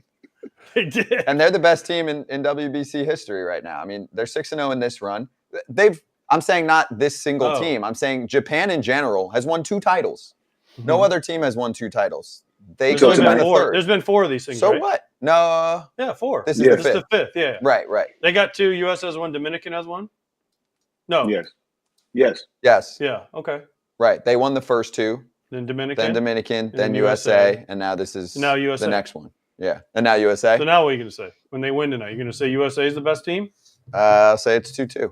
Oh. It's even. You're such No. a Well, the difference, the you're reason such that a Todd Frazier. No, I'm not. I'll give you an edge. No, right now it's Japan, and even if they win, I might still give it to Japan, because Japan's pitching is more dedicated and committed, and they get the top stars from Japan. How do you We don't. rank someone ahead of someone who loses? Thank you, Jonesy. I'm saying all time. I'm not saying for Ben this Verlander. tournament. Ben Verlander put Dominicans the #1 team because on personnel. Team USA won. He put that recently, or he put that before the at tournament? At the beginning of it. Well, I I mean, Nick Saban's ahead of Kirby Smart. Kirby Smart just won 2. Like, come on. USA wins the last 2. They're the best. What have you done for me lately in sports, right? I guess. I mean, That's sports. U.S. That's what Japan every year they're a powerhouse like I don't this. care. Or every If tournament. USA beats them in the finals, guess who's better? USA. Yeah. Oh, Let's they not beat act 2-2. like Samurai Japan didn't, like, they barely beat Team USA in the Olympics. Yeah, see, Olympics doesn't do much for me personally. But no energy. There was no energy either. But nobody that? there. Yeah, there was nobody there. And if they had, I mean, it was the Olympics, so it was the summertime, so you couldn't get the top guys. But our season shut down for 3 weeks so that all the top guys from Japan can go play. This is the Olympics for baseball. 100%. Yes. Jonesy, I have a question for you. Well, since you're the sellout for MLB, what will there ever be a day? I'm serious. This is a serious question, and you should know the answer because when you talk to Manfred tonight, I want you to find out. Will there ever be a day where we see the finals in Japan, like where they say the finals are going to go to Japan, or because of spring training they want to keep it in the U.S.? I think having it in Miami is the best because, I mean, you're having 5 to 7 Latin countries. Japan easily wins their bracket every time. Like they haven't ever had trouble in their bracket. It's like it sucks that like the Netherlands went over there. Like, but most of their guys are American players, or USA players, I should say, in terms of MLB. But I think if you could arrange something where it's like USA Japan in Tokyo, that would blow it out. You know what I mean? To give their fans something, because like having Cuba here, Dominican, Puerto Rico, you're feeding to Miami and the Latin community. To go over there and give the Japanese that opportunity to have their team and obviously Team USA, the 2 world best teams, I think that'd be great. If you could do a 4-team, it could be United States, Japan, Dominican, Puerto Rico, or Venezuela, just a 4-team parlay like how they do after the season. If you could do something like that over in Tokyo to give the Tokyo fans and the Japanese fans that satisfaction. I'm just saying, like, to have the semifinals in the final, like, Japan and who else had to fly all the way over? Oh, Cuba. Cuba was in Cuba. Yeah, that's why I was like, they're yeah. going to get smacked. They're but hung they had over to fly from all the flight. way over. Japan had to fly all the way over. Like, why can't we just say that the semifinals and the finals are in Tokyo? Because they don't. What the reason you said at the beginning of this argument, they don't want the players going over there and then coming back for spring The training. Japanese guys don't care. Their players are in their spring training. They flew all the way over Well, here. it's the U.S. tournament. It's run by the league. Maybe They play by their rules. At least they. But they they're make making it- adjustments. Hey, we're gonna host Yeah. this thing in Poland in 2026. Yeah, good luck right? with that. Yeah, AJ is. You think he's a celebrity in the U.S.? You should see him in Poland. They carry him on a pillow around the damn country. Pyrzinski, carry him around. He's a legend in Poland. All they talk about is AJ.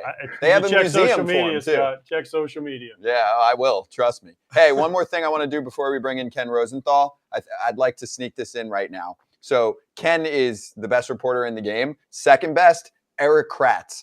So the New York Yankees, true or false, have to pay for their Wi-Fi, according to your sources. Give us the report like Kenny Ballgame would do.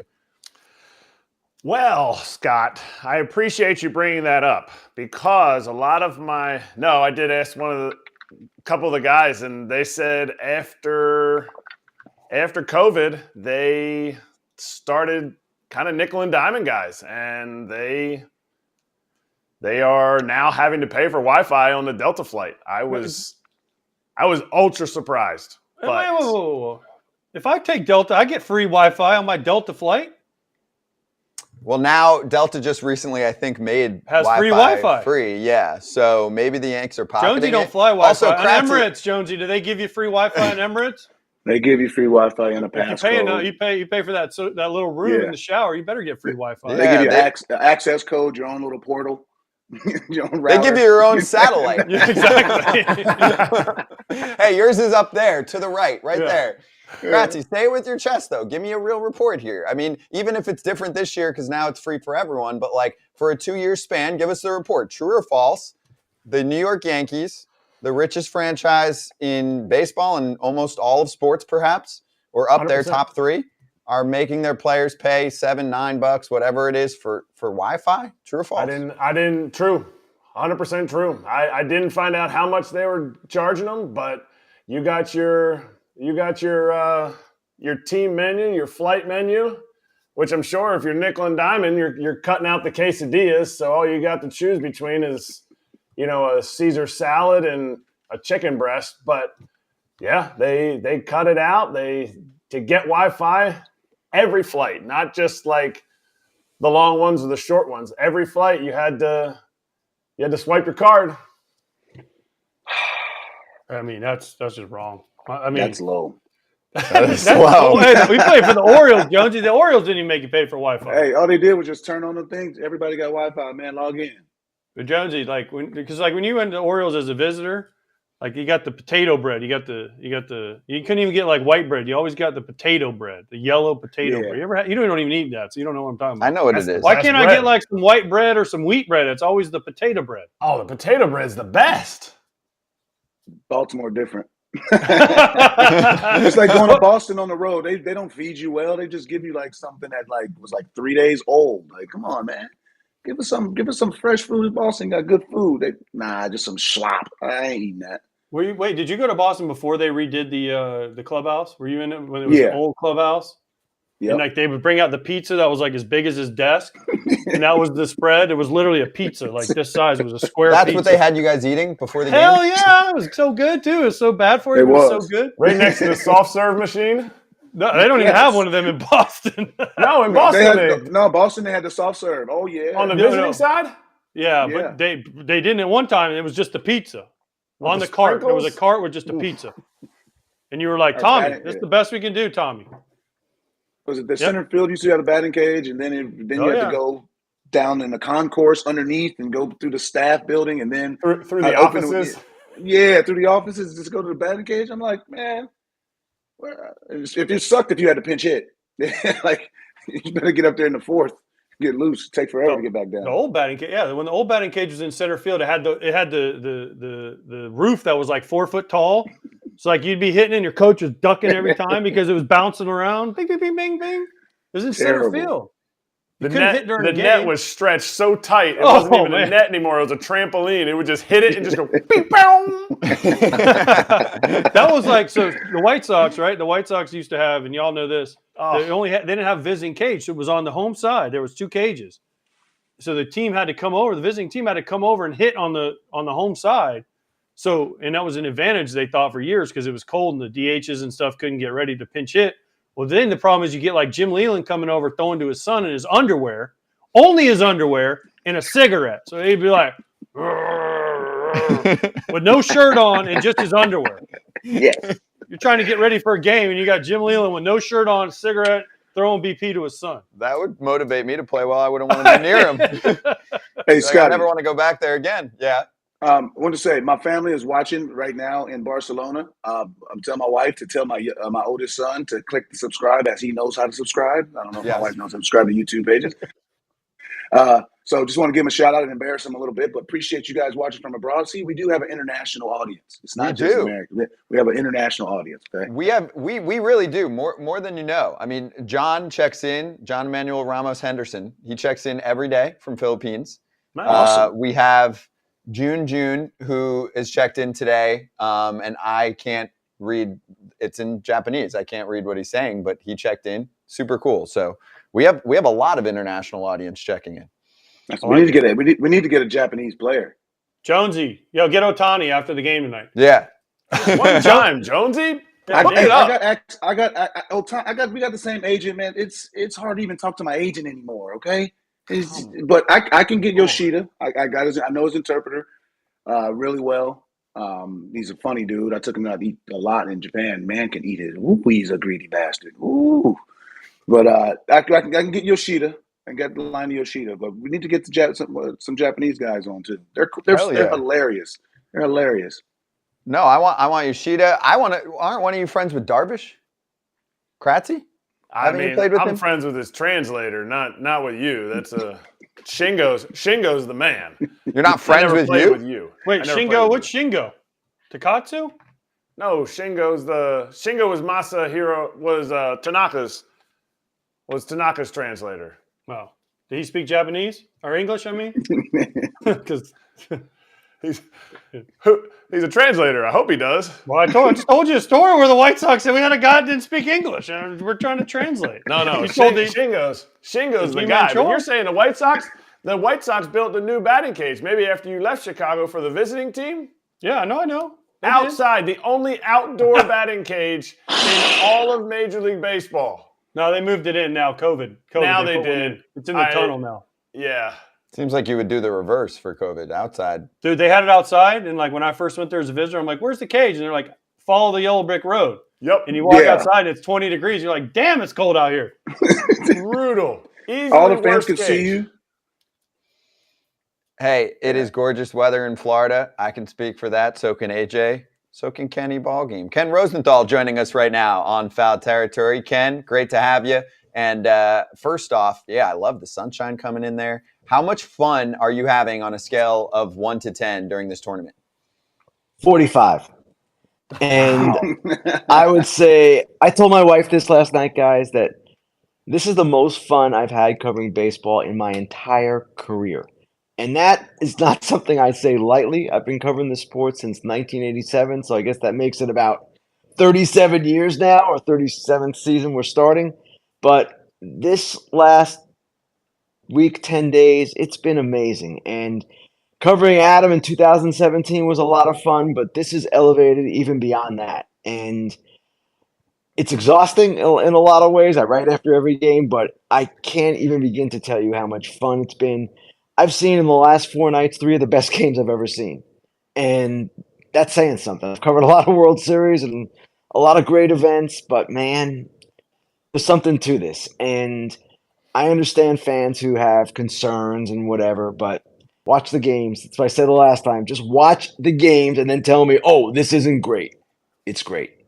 Wait, Ken, weren't you the same guy complaining that you had to do 10 games in 12 days? Not complaining. Oh, it's a little bit of No, I was not. No, AJ. I got to work so no, hard. I got to write. I got 10. Now it's the greatest thing of all BS. time.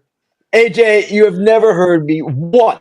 You know this, and you need to take this back. You have never heard me once complain about my job. I love my job. I've got the greatest job going. And I did say, yes, 10 games in 12 days. That's more than I've ever done. That is a fact, not a complaint. Okay, good. Because I want to make sure. Now, are you ready for tonight's game? And I do have a couple. No, I'm quick not questions. ready. I'm just going to sit here and complain the rest of the day. That's it. I figured that's exactly how you reporters do it. That's how you media people do it. Oh, woe is me. My life's so hard. I get to watch great baseball for free. I get paid to do it. Now you sound like Adam Jones. But so tonight's game. Adam doesn't complain either. AJ, you're stirring up the wrong pot, man. Hey, so Kenny, so tonight, serious note, tonight, Merrill Kelly, he didn't pitch great the first time. A little worried about him against Japan. Why him? Why not, one of the other options? And the second thing I have is, why not you, Darvish, tonight? Is there a reason behind why? So why both starting pitchers? What's the reason? Have you asked that question? Well, we haven't had time to ask the question yet because they didn't announce this until after everything was done last night, all the media sessions. Now, what's curious about the Japanese choice is they're going with a left-hander. And the U.S. has the 4 right-handed sluggers at the top of the lineup. Betts, Trout, Goldschmidt, Arenado. They've got Alonso, they've got Turner, they've got Real Muto. I mean, there's a lot of right-handed thump there, and it's curious to me why the Japanese team would start a left-hander. And like you said, AJ, not you, Darvish. I don't get that. Now, is it possible they switch at the last minute? I guess, but they seem pretty set on this being their plan. And certainly Darvish can come in right away. But I don't know why you'd start a lefty against those 4 right-handed hitters. It's just beyond me. Merrill Kelly is a little bit of a different situation. He is probably Team USA's best option. They used Lynn and Michaelis the other night, so both those guys are out. Kyle Freeland would be an interesting choice against a heavily left-handed Japanese lineup, but at the same time, he hasn't pitched since the Great Britain game. Merrill Kelly is a guy who is experienced, who is not afraid. He just didn't pitch well in his last outing. And he's also a guy who pitched 4 seasons in Korea. So he has some familiarity with the Asian style. And I asked someone this morning, well, is it different between Korea and Japan, the way players approach it. And the person I spoke with said the hitting approach is essentially the same. It's similar. It's contact-oriented. The pre-pitch stance is similar. The swing paths are not all that different in many cases. So from that perspective, all those perspectives, Merrill Kelly is the right choice for where they are right now. Now, obviously, if you had Max Scherzer or Justin Verlander or Garrett Cole or Max Fried or any of those other guys, you'd want to go with them, but that's not where they are. Who's the guy on each team that you think is going to be the guy that steps up, or you feel like how that team is going to win the game, possibly? Well, for Japan, I don't know how you don't go with Ohtani, and he's going to factor into this perhaps multiple ways.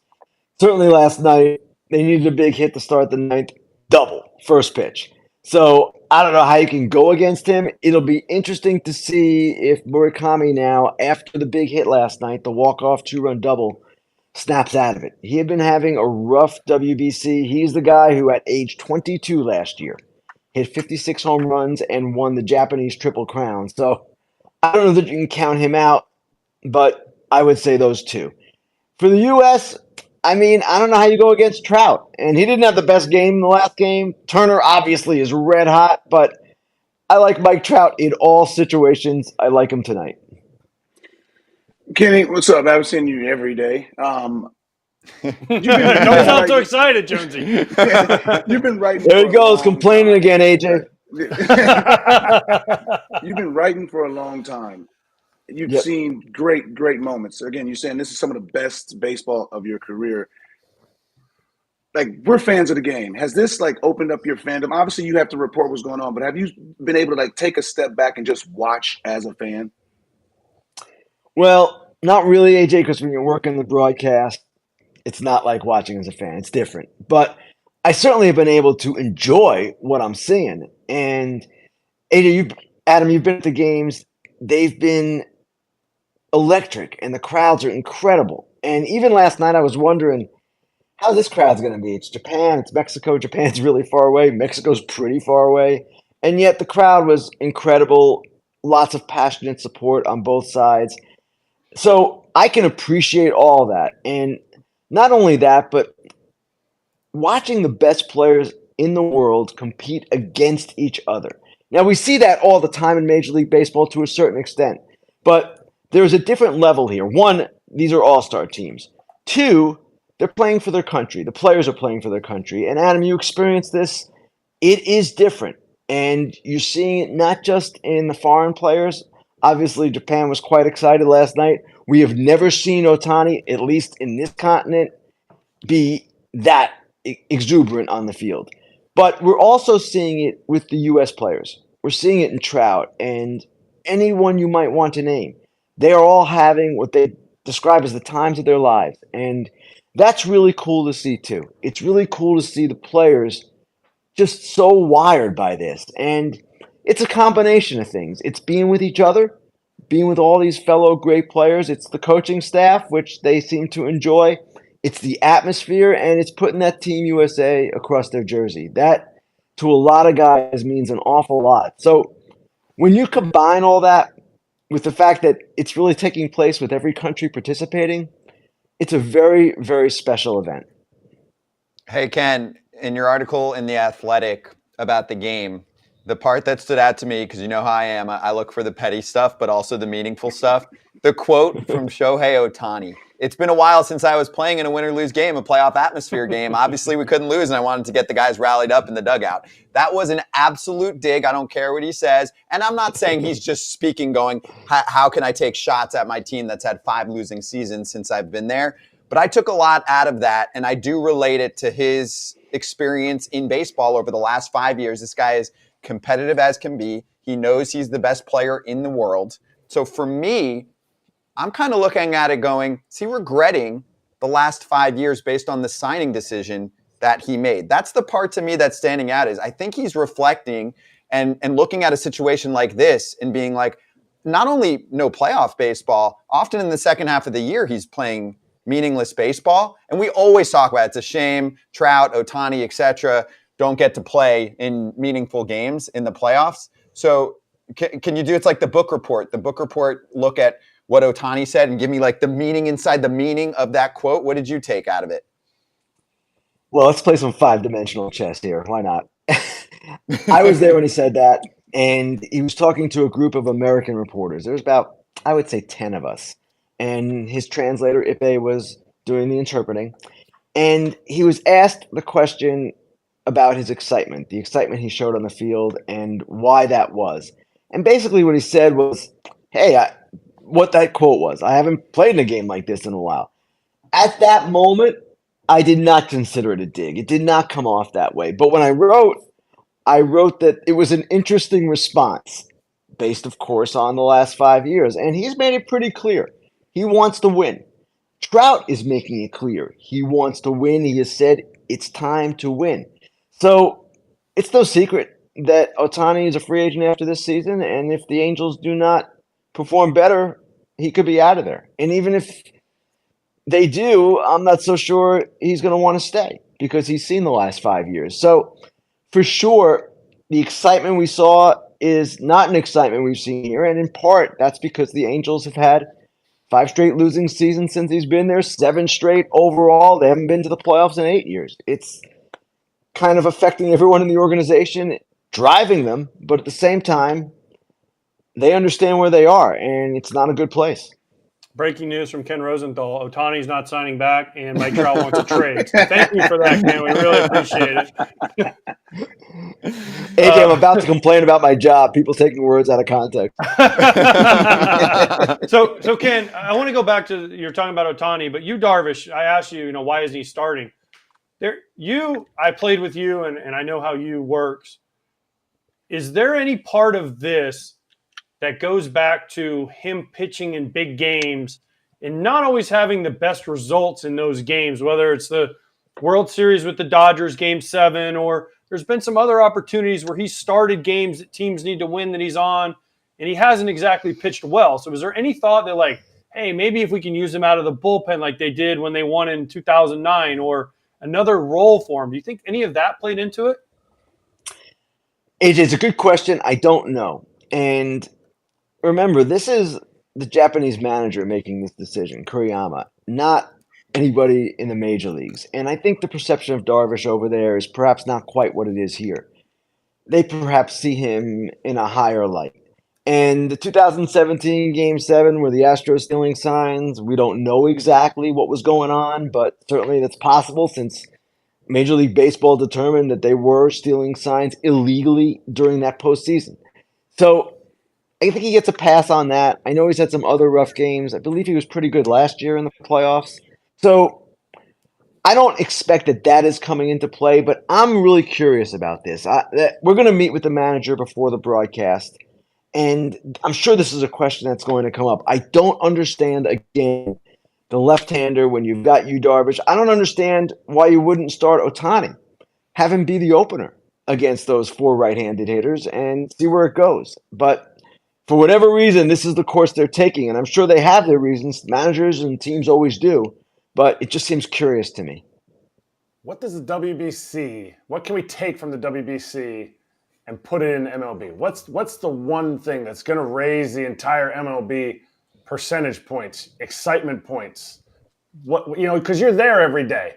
What is the thing that we can do, that we can implement in that we don't currently do now? I'm not sure, Eric. And playing for your country is a unique and rare experience. It's a privilege in a lot of the players' minds, and it's not something that can be duplicated in a 162-game season when you're playing for your employer, your team. So I don't expect in any way that we can see the same kind of energy during the season. However, there are things that can change. Adam, I don't know if we talked about this the other day, but maybe guys now will start coming out of the dugout for big home runs, not just walk-offs. Some of that can certainly translate. They do it in the winter leagues, and no one gets too upset. It's the kind of the culture of the game in those places. And in my view, for too long, in our sport, the culture has been too staid and too sedate and too, don't look at me, we can't have any fun, all that. It goes back to the unwritten rules and all the things that we've talked about for the last several years. I'd like to see that change. And I'd like to see that not frowned upon when a player flips a bat or shows some excitement. We have, in my opinion, made some progress in that area, and there is a fine line between doing that and showing up the opponent and doing something that is widely perceived as disrespectful. But certainly, the fun that we're seeing here, the excitement, that can translate, and I expect it to ramp up a little bit more. Maybe not so obviously right away. And again, over 162, there is no way you can expect this kind of emotion, passion, energy. But when something big happens in the game, you want to pour out of the dugout, that's pretty cool. Ken, why, as a person, I got thrown out a lot after showing some emotion, which I understand because that's the way we play it in America. But why is nobody's feelings getting hurt in this tournament as opposed to Major League Baseball where Tim Anderson flips his bat, Salvador Perez stops him at home plate and says, hey, don't do that again, right? But now if he would have done it when USA played Venezuela, what's changed? Like all of a sudden people don't have feelings because they're playing for their country as opposed to when you're playing for your team? I mean, you would think they'd have more feelings playing for your country. They do. And AJ, I don't know the answer to that question. And it's a really good question because you just mentioned Salvador Perez. He certainly doesn't mind that when Acuna does stuff for Team Venezuela, right? So I don't know why players perceive it differently. Obviously, there's one culture in Major League Baseball. There's another culture in international play and in the Caribbean and all of that. But, I mean, if there's anything we take from it, it's have a little fun. Arozarena last night, he did things that I've never seen a player do during a game. Signing autographs, bantering with fans repeatedly, just having the time of his life. And hey, that's not for everyone. Not every guy can do that and stay locked in. But if a player wants to do that and feels comfortable doing that, why not? It was something that a lot of fans really enjoyed. And if they had won that game last night, Team Mexico, oh my gosh, it would have been Randy Arozarena's latest crowning moment because he was a show last night. It was amazing to watch him. He made one really great play, catch over the wall, and a couple of other very good ones, in my opinion. And all the while was just having a blast. It was crazy to see from field level, just the way he was conducting himself. And it was in a good way, not in a bad way. And Ken, he's playing well. In addition to the defense, I mean, he's hitting, so he's contributing to the team. He's massively contributing to the entertainment of the sport. And for the first 15 minutes, Arozarena dominated the conversation on this show. And No Fun Police over here said, wait, No. let me talk. Don't put me in the same with I said Arozarena, I think, is a different player in a situation like this. He's good in the regular season the last couple years, but maybe there's another gear because he's having so much fun and he feeds off the crowd. And I know it's not always going to feel like a playoff environment, but my thing is maybe one time during the game in a pitching change in the fifth inning, he can sign an autograph or two during a 3-minute commercial break where he's just hanging out doing nothing. I'm trying to come up with ideas that can make Randy be Randy on the field because he's doing that in the World Baseball Classic. AJ wants to bring WBC things over to MLB during the regular season. I didn't say that for him not to. I said I'm all for it. I said when I was if playing. If you were his teammate, what would you have done? When I was playing, that was a long time ago. Now, dude, do whatever you want. If you were currently on the Rays in 2023, you'd say it's okay. Go for it. Okay, that's fine. I didn't realize that. You didn't ask me that. I thought I did. It was a different culture back then, Scott. Ken, what do you think? Can Randy be himself a little bit more with the Rays this year and do something? I'm just giving an example because that's something he's doing in the World Baseball Classic. Doesn't seem to be affecting his performance. No, it's not affecting his performance. I don't know that he'd feel the same energy in a regular season game that he's feeling right now. And it's funny, Taijuan Walker said to me the other night, if I was a team, I'd sign him, put him away for 6 months, and bring him out for the postseason because he is a bright lights guy. He shines in these kinds of environments. It's crazy. And Taijuan said something else really funny, too. I said this on the broadcast last night. Randy in the clubhouse and around the players is quiet. But yet, on the field, he's high energy. And Taijuan Walker said it makes no sense. You don't see this kind of dichotomy with players very often. But certainly, he's got to be himself. And that's actually what we're talking about here. Every player getting to be himself. And by the way, that goes for Mike Trout. Now, Mike Trout, a few years ago, if you remember this, the commissioner called him out for not being more of a pure entertainer. It was a ridiculous criticism. This is a guy who is one of the finer individuals in the game from everything we can see from the outside. He is beloved by his teammates, respected by everyone in the game.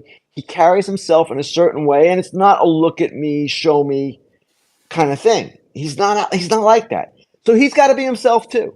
And really, what I love about the sport is there's room for all kinds, and that's not just true of personalities. It's true when we talk about diversity. It's true even in body types. Jose Altuve versus Aaron Judge. That's the beauty of baseball in many ways, and it has to extend to personalities too.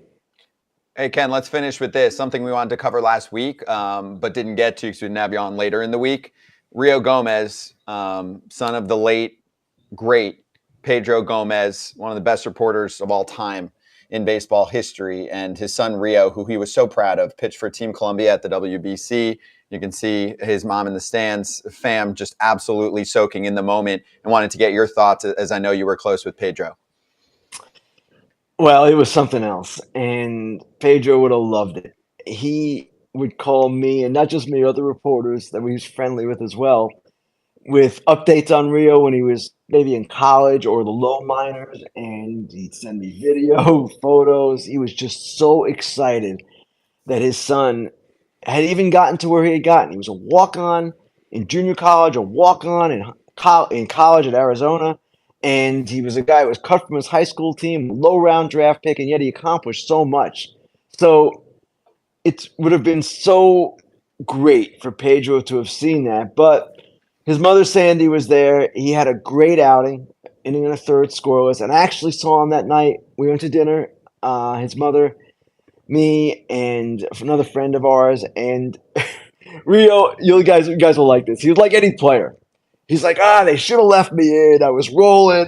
I could have gotten a couple more outs. And I'm like, dude, hey, maybe they took you out at the right time, because if that outing had ended with you allowing 2 hits, it wouldn't have felt the same.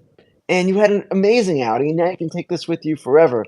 So it was just a really heartwarming thing. And the only shame of it was that Pedro couldn't be there to see it, because he just would have loved it. That's all I can say. Yeah, and I know Rio looked up at the press box on the way off the field too. So yeah, it was a perfect moment, and for anyone that knew Pedro, it hit home for a lot of people. Knowing, I'm same here. I knew him for many years too. Didn't have the same relationship, of course, but I've had conversations with him about Rio. So what that story meant to him, his son, and his rise to be in a moment like this really means a lot. So Ken, on that note, have an absolute time tonight at this game. It's going to be nuts. We'll talk to you afterward later this week. I don't know, Scott. It's not going to be very fun for me. I don't like my job. I just want to do something else at this Ken, point. good. I'm glad, because next in 3 years, when I'm the manager of Team Poland, you're our media director. So congratulations, you hate your job. Just wait till you're running the media for Team Poland. AJ, the sarcasm font was on there in case you didn't see it. It's on. I was going to say, be careful. AJ might clip that and say, hey, Ken doesn't like his job. I would never do that to Ken. No, I know. He's my guy. Ken, thank you. Have a great time tonight. Thanks, guys. Have a good one, man. See, this is good. Everyone's getting comfortable just giving AJ shit. That's what you wanted. Bring it. You dish it, you take it, and I appreciate Bring that. it on. You know it. So, you know it. Before we get off the subject, and I'm sure Jonesy and Kratz knew Pedro Gomez I knew him very well. He was around a lot, and he always talked about his son. Mm-hmm. Like always, he's like, you got to see my son pitch. He's at Arizona. You got to see my son pitch. He's in the minor leagues. And he's like, he'd get you out because he's left-handed. He throws a little side arm. I'm like, probably, but it was just, Pedro was one of the best guys. He was always there. He'd listen to you. He'd understand, and he'd go have a beer with you and talk to you about the game. So, for him and his son, it was a special moment. And I love what Ken said. Well, maybe they took you out at the right time. Yeah. Everybody always wants to go more, but, 1 in the third scoreless. All right, let's get us on out and walk off on a high note. Right. My experience with Pedro was great. I didn't know about his son, but we have so many interviews with him, but he would explain to me the importance of Latin American baseball And he told me so much just about the Caribbean and Venezuela, the Colombians, and just the international and the Latin style of baseball, and how proud he really was of the growth that baseball is presented. I mean, obviously you see the numbers up throughout the Latins in the last decades because, they had stars and people to look after and look up to. And he was one who really started to educate me early in my career on the importance of the Latin American baseball. And that's why you see that even the Latins to this day, even the guys in the big leagues, they always have a bin of stuff. And he told me, he's like, go to some of the Latin players, all the things that you don't want, you know what I mean? You want to throw them away, these cleats or stuff. Nah, these kids over in Dominican, trust me, they'll wear them. They'd be size 15. They don't matter. They'd wear them. And he brought that awareness to me. And he was proud of Latin American baseball. Yeah. Great reporter. A great reporter. ESPN, right? He was with ESPN forever, man. For a long time. He was awesome. Many years. Great guy to talk shop about the game and anything else. We got a lot to do here on Slap Hands. So get ready for all of you with your predictions for tonight, and I'll give you the lines in a moment. There's been a lot of chatter. Yeah, there's been a lot of over-under too. There's been a lot of chatter in the comments, especially from Lee, who's giving us the scouting report and saying that we are somewhat shortchanging the lefty starter for Team Japan tonight. There's been a lot of comments, so I have to find where he put the scouting report. When did for we ever Imanaga. him? He said 97 fastball. Dirty splitter, dirty curveball, beautiful slider. Well, beautiful slider. I faced him. Oh, so you go deep off him like you did Sasaki, and you told him to throw a damn fastball? I didn't. I had to pinch hit off of him, and like the 8th inning, he was shoving against us in one of the playoff games in the finals over there, shoving. And they came get me to pinch hit. I'm like, we're down by 3. I'm not leading. I'm leading off the inning for what? I'm not a table setter. I'm driving people in. And yeah, he was all on my hands. Is it because of the beautiful slider? He's got the beautiful slider? Yeah, he ain't. I mean, fastballs. I'm all over those. But they got ride. That's one thing about the Japanese players. They the true 4-seam. You caught a lot of pitches. They got the natural ride, and Imanaga throws hard, and he's over the top 4-seamer. So, you think these Team USA give a rat's? They're gonna be ready. And fastballs, no matter if you tell me you're gonna throw a fastball, I don't care how hard it is. I'll be ready. Yep. This team's been hitting too. We've said it the whole time. They are winning 10-9 games or whatever the score was the other day, 14-2 games, whatever it is. Chris, what do you think? I mean, all these righties, right? I mean, if he's a lefty and he's throwing 97, I mean, that doesn't really matter in today's game. That's slow, I mean, compared to some of these guys. But, like, you better be able to locate the split to me. And you're doing a game plan against Goldschmidt, Trout, Betts, Arenado, all these righties. Like, the split to me, right, is the pitch that he's going to have to be able to control to get these righties off. 100%. I mean, if he has late life, it's going to be top of the zone stuff, and he's going to have to land enough splits off of that same angle, or they're not going to chase that. So, to me, if you're mitigating this lineup, which he's going to have to do, he's not just going to be like, oh, it doesn't matter. I throw 97, like you said. I guess from the left side, that's a little bit higher than mid, but 97 from the right side is just mid. But like, he's going to have to – he cannot let Trout beat him with the split. If I were to just give a 30,000-foot view right away, you can't let Trout beat you with the split. To me, I'm going after Arenado because Arenado is just going to try to hammer anything slow and down out over the plate to the right side.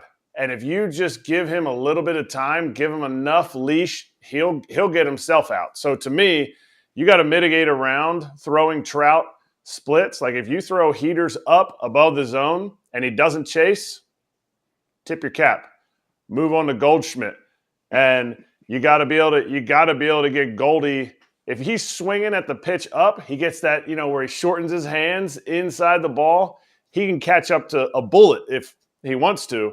But then you got to be able to work that split down as a strike, like you said, AJ, but then also down off the plate too, or else you're in big trouble. If you're only going ball above the zone, ball below the zone, you're in big trouble with this lineup. So what Ken said is Ken said that Mike Trout was his guy, right, tonight?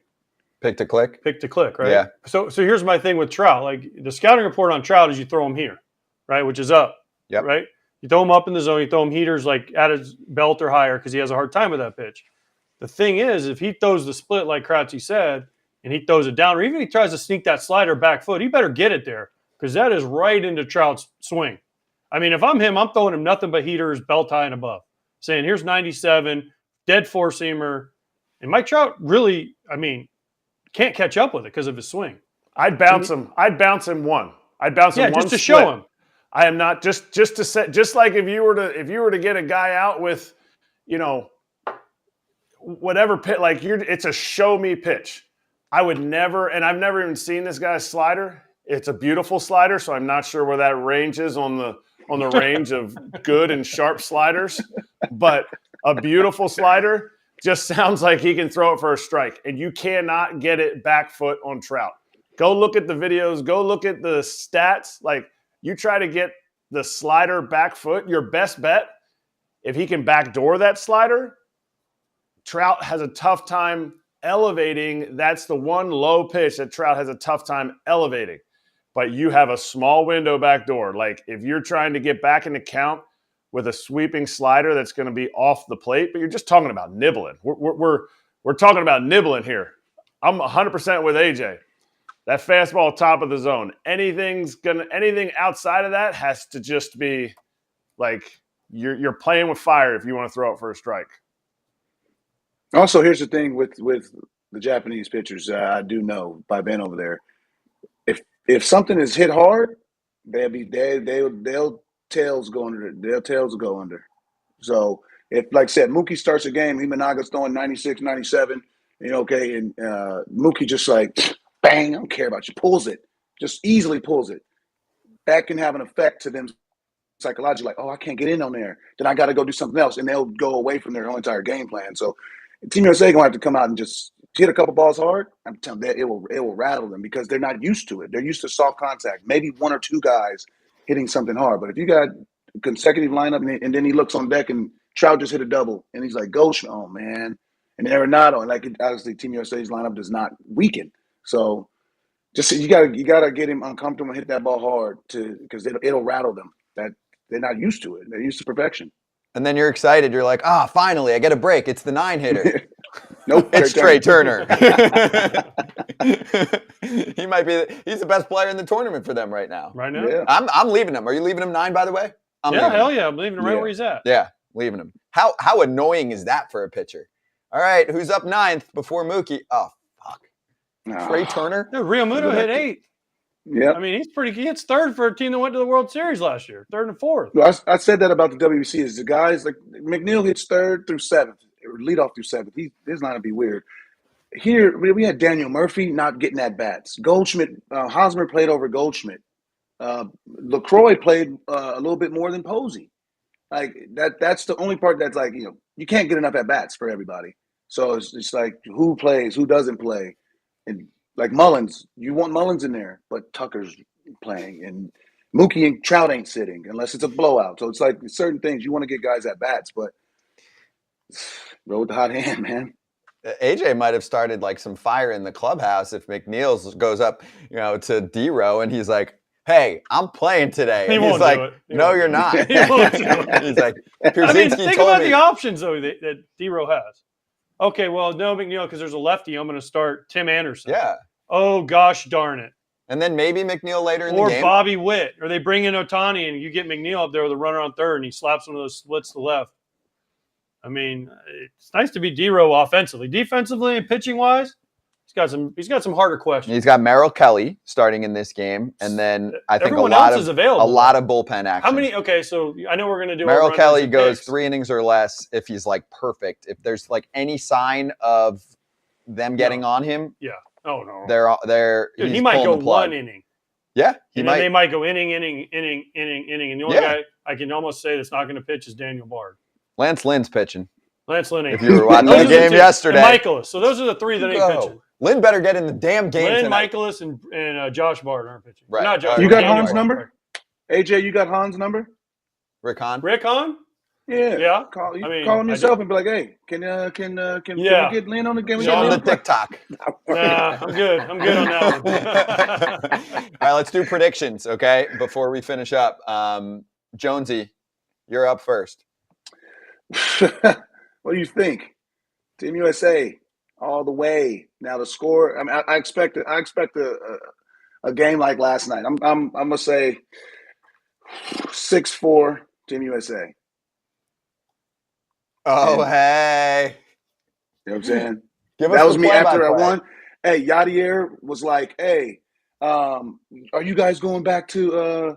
You guys going back? We're going. We having a party in Puerto Rico. Look at all our fans." I'm like, I'm not going to all 50 of our states. You want me to go to Olympia, Washington? You want me to go to all these places? No, I got a plane back, turned up, and went back to see my kids as a champ. This is good inside access right here. My boy Who else Jet is on right the there. plane? He's our BP thrower. My wife, Michael Givens, his wife. And it was like, man, I ain't trying to go to LAX. I'm like, yeah, let's just get a plane. Let's go back. Rich like people that. problems, man. What? Getting Baseball the been PJ? Betty Betty Goo. Yeah. Baseball been Betty Betty Goo. Getting that Kratz PJ. and I would have been on Southwest back to Sarasota. Hey, I told everybody the only thing that sucks about Florida is that I'm going to Sarasota. So it's like, people have to go to Tampa and the other side of the state. A lot of the guys that went back to Arizona, they all got they got a plane together because, we're all going to the same city. So I was like, Jonesy. look at myself. Yeah, no, Florida's much more spread out. Over under 10 runs total in the game. Over. Okay. Kratzy, Can I comment about the celebration video? you can do whatever you want. There's no rules on this That show. is You know that. such a big league flex by you with having your BP guy on there. Good for you, Jonesy. That's That my is so dude. nice. But that is so bootleg of you having Johnny Walker Black on a private jet. You ain't getting That's no blue, baby. That's Man, blue. that picture look blue. That I picture don't look even- black.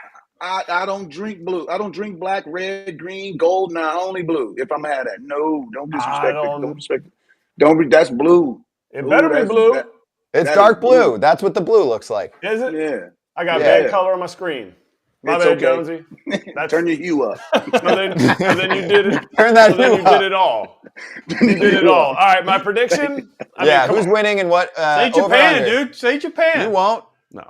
I mean, I wore the Japan jersey because I like baseball, and this is Okay, Frazier. unbelievable. But I got under it. I got a USA shirt, so I'm all USA, layers.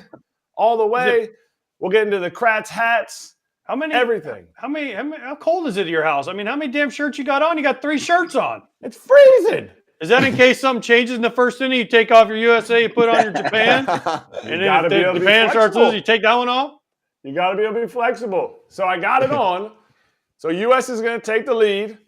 Japan's going to come storming back. And USA is going to win it all. If I can't get it out of there, it doesn't matter. All right? Yep. And I got I feel like 9-7's my score. I'm definitely taking the Yeah, over. I'm let's not go, sure if I baby. want to take a spread though. I'm not I mean, I was That's I was fine. honestly just looking at the roster and seeing who they're bringing out of the bullpen. I'm just nervous about D-Row having the right guys ready at the right time, and that's why I'm feeling like a 9-7. What's the spread? The spread's 1.5. I mean, it's 1.5 for that's how most games are during the regular season. 1.5 USA gets you plus 115. So you don't have to 10? go there. Over unders 10. Yeah, I mean money line and over unders fine. So I'm not going touching over. spread tonight. You're going over Over in I'm America. I'm going America, but I'm not feeling great about it just because I'm worried about like what if one relief pitcher stays in for 20 pitches and gives up 5 runs. But I feel really good about the over. Really good about the over. Yeah, you were a little nervous about the over last night. Yeah, and I hit. Yeah, because of that 2-run double in the last inning. Exactly. I got to 9. So you're taking USA and over. Over. So And that's pretty much I'm the consensus here. heavily putting like I might go USA like because they're minus 135 down to win 100, but then I'm hammering the over. What do we know about who's available for Japan? We know the 2 starters, obviously, but what about all the guys they brought in the bullpen? Who's up? I mean, it's Japan, dude. I'm Everyone USA got- can't do that. besides Yeah, they got a bunch of Yamamoto, guys. everyone Yamazaki. besides Sasaki. and Sasaki, everyone Darvish? else. Yeah, to be but also, ready. I mean, that's part of this. We don't know Ohtani? the answer. I mean, okay, so you're taking USA in the over. Yes. Gosh, I hate y'all. They got this kid Itoy. They got Shuko. They got Shuto's speed. Yeah. Bad grill. What do you got? Bad Grill. Ooh, bad grill. I looked at him like, I mean, damn. I have a That's USA the smokers with the bad teeth. I mean, I have a USA shirt on. I'm not going to pick Japan. I wore a USA shirt 2 days in a row. I ain't taking Japan. But this is your money. And I'm definitely going to take the over because, one, I don't think Merrill Kelly makes 3 innings. Mm-hmm. And I don't know who Japan can throw to get them. I mean, it's going to be like a 7-6, 7-5. I don't know about 9-7, but that's a little high for me. But I think it's USA 7-5, 7-4, something around there. I think it's a good game. You know what? Here's my prediction. Ohtani comes in to close. Mike Trout's up. He gets a base hit to win it in the 9th. Angels fans are torn. USA fans are happy. Japanese fans are pissed. There's my prediction. 7-6. USA. Mike Trout gets a split, 2-run single, walks them off if they're the home team. Clip it off. Can't wait to show it later when that happens. All right, quick here. Kratz hats, take over. Real quick, you didn't think there was a minor league USA hat, but there is. There's definitely a minor league USA hat from the Premier 12. But yeah, got to play with. This was 2019 qualifying for the Olympics. We didn't qualify for the Olympics, but we qualified for the next qualifier because we lost to Mexico on a game-tying home run in the 9th inning. Somebody called the wrong pitch. It was not saying it was this guy, but there was nobody else playing behind the dish time. So, Kratzy's no, internet. No, it went a little crappy, but okay. we got the main concept of it. Let me give you a military base of the day. Fort Irwin National Training Center, major training area for the U.S. military in the Mojave Desert, northern San Bernardino County. Of course, I've been to a festival in that area, so I can do some reporting on San Bernardino. For sure. Yeah. Coachella. All right, play that. Exactly. Hell yeah. Have you been to Coachella? I have not, as I was playing baseball. I thought you were on your way on this, right here. Right there, I thought Jonesy was on his way. That's what you do. Hey, you just won the World Baseball Classic. What are you going to do instead of I'm going to Disney? I'm going to Coachella. I'm skipping spring break. Play that music. What a day. Thank you to Jeff McNeil for joining us. Ken Rosenthal for spitting some fire as usual, including saying this is the best event he's ever covered. Love that. Thanks for watching FT Live on a Tuesday. Enjoy the World Baseball Classic Championship Game, USA and Japan. If you missed anything from the show, you can scroll back. Otherwise, we'll post a whole bunch of clips coming up the rest of the day. We will see you on Wednesday, and we'll post later some of the guests that are joining us. Thanks to the OG FT fans. See you soon. Subscribe. Please subscribe. If you like this, subscribe. There's all the places. Facebook, Twitter, TikTok, Instagram, Twitter. Look at you. Podcast. Subscribe. It's free. Company man. Yankees Wi-Fi. Ready? Yeah. Coming soon.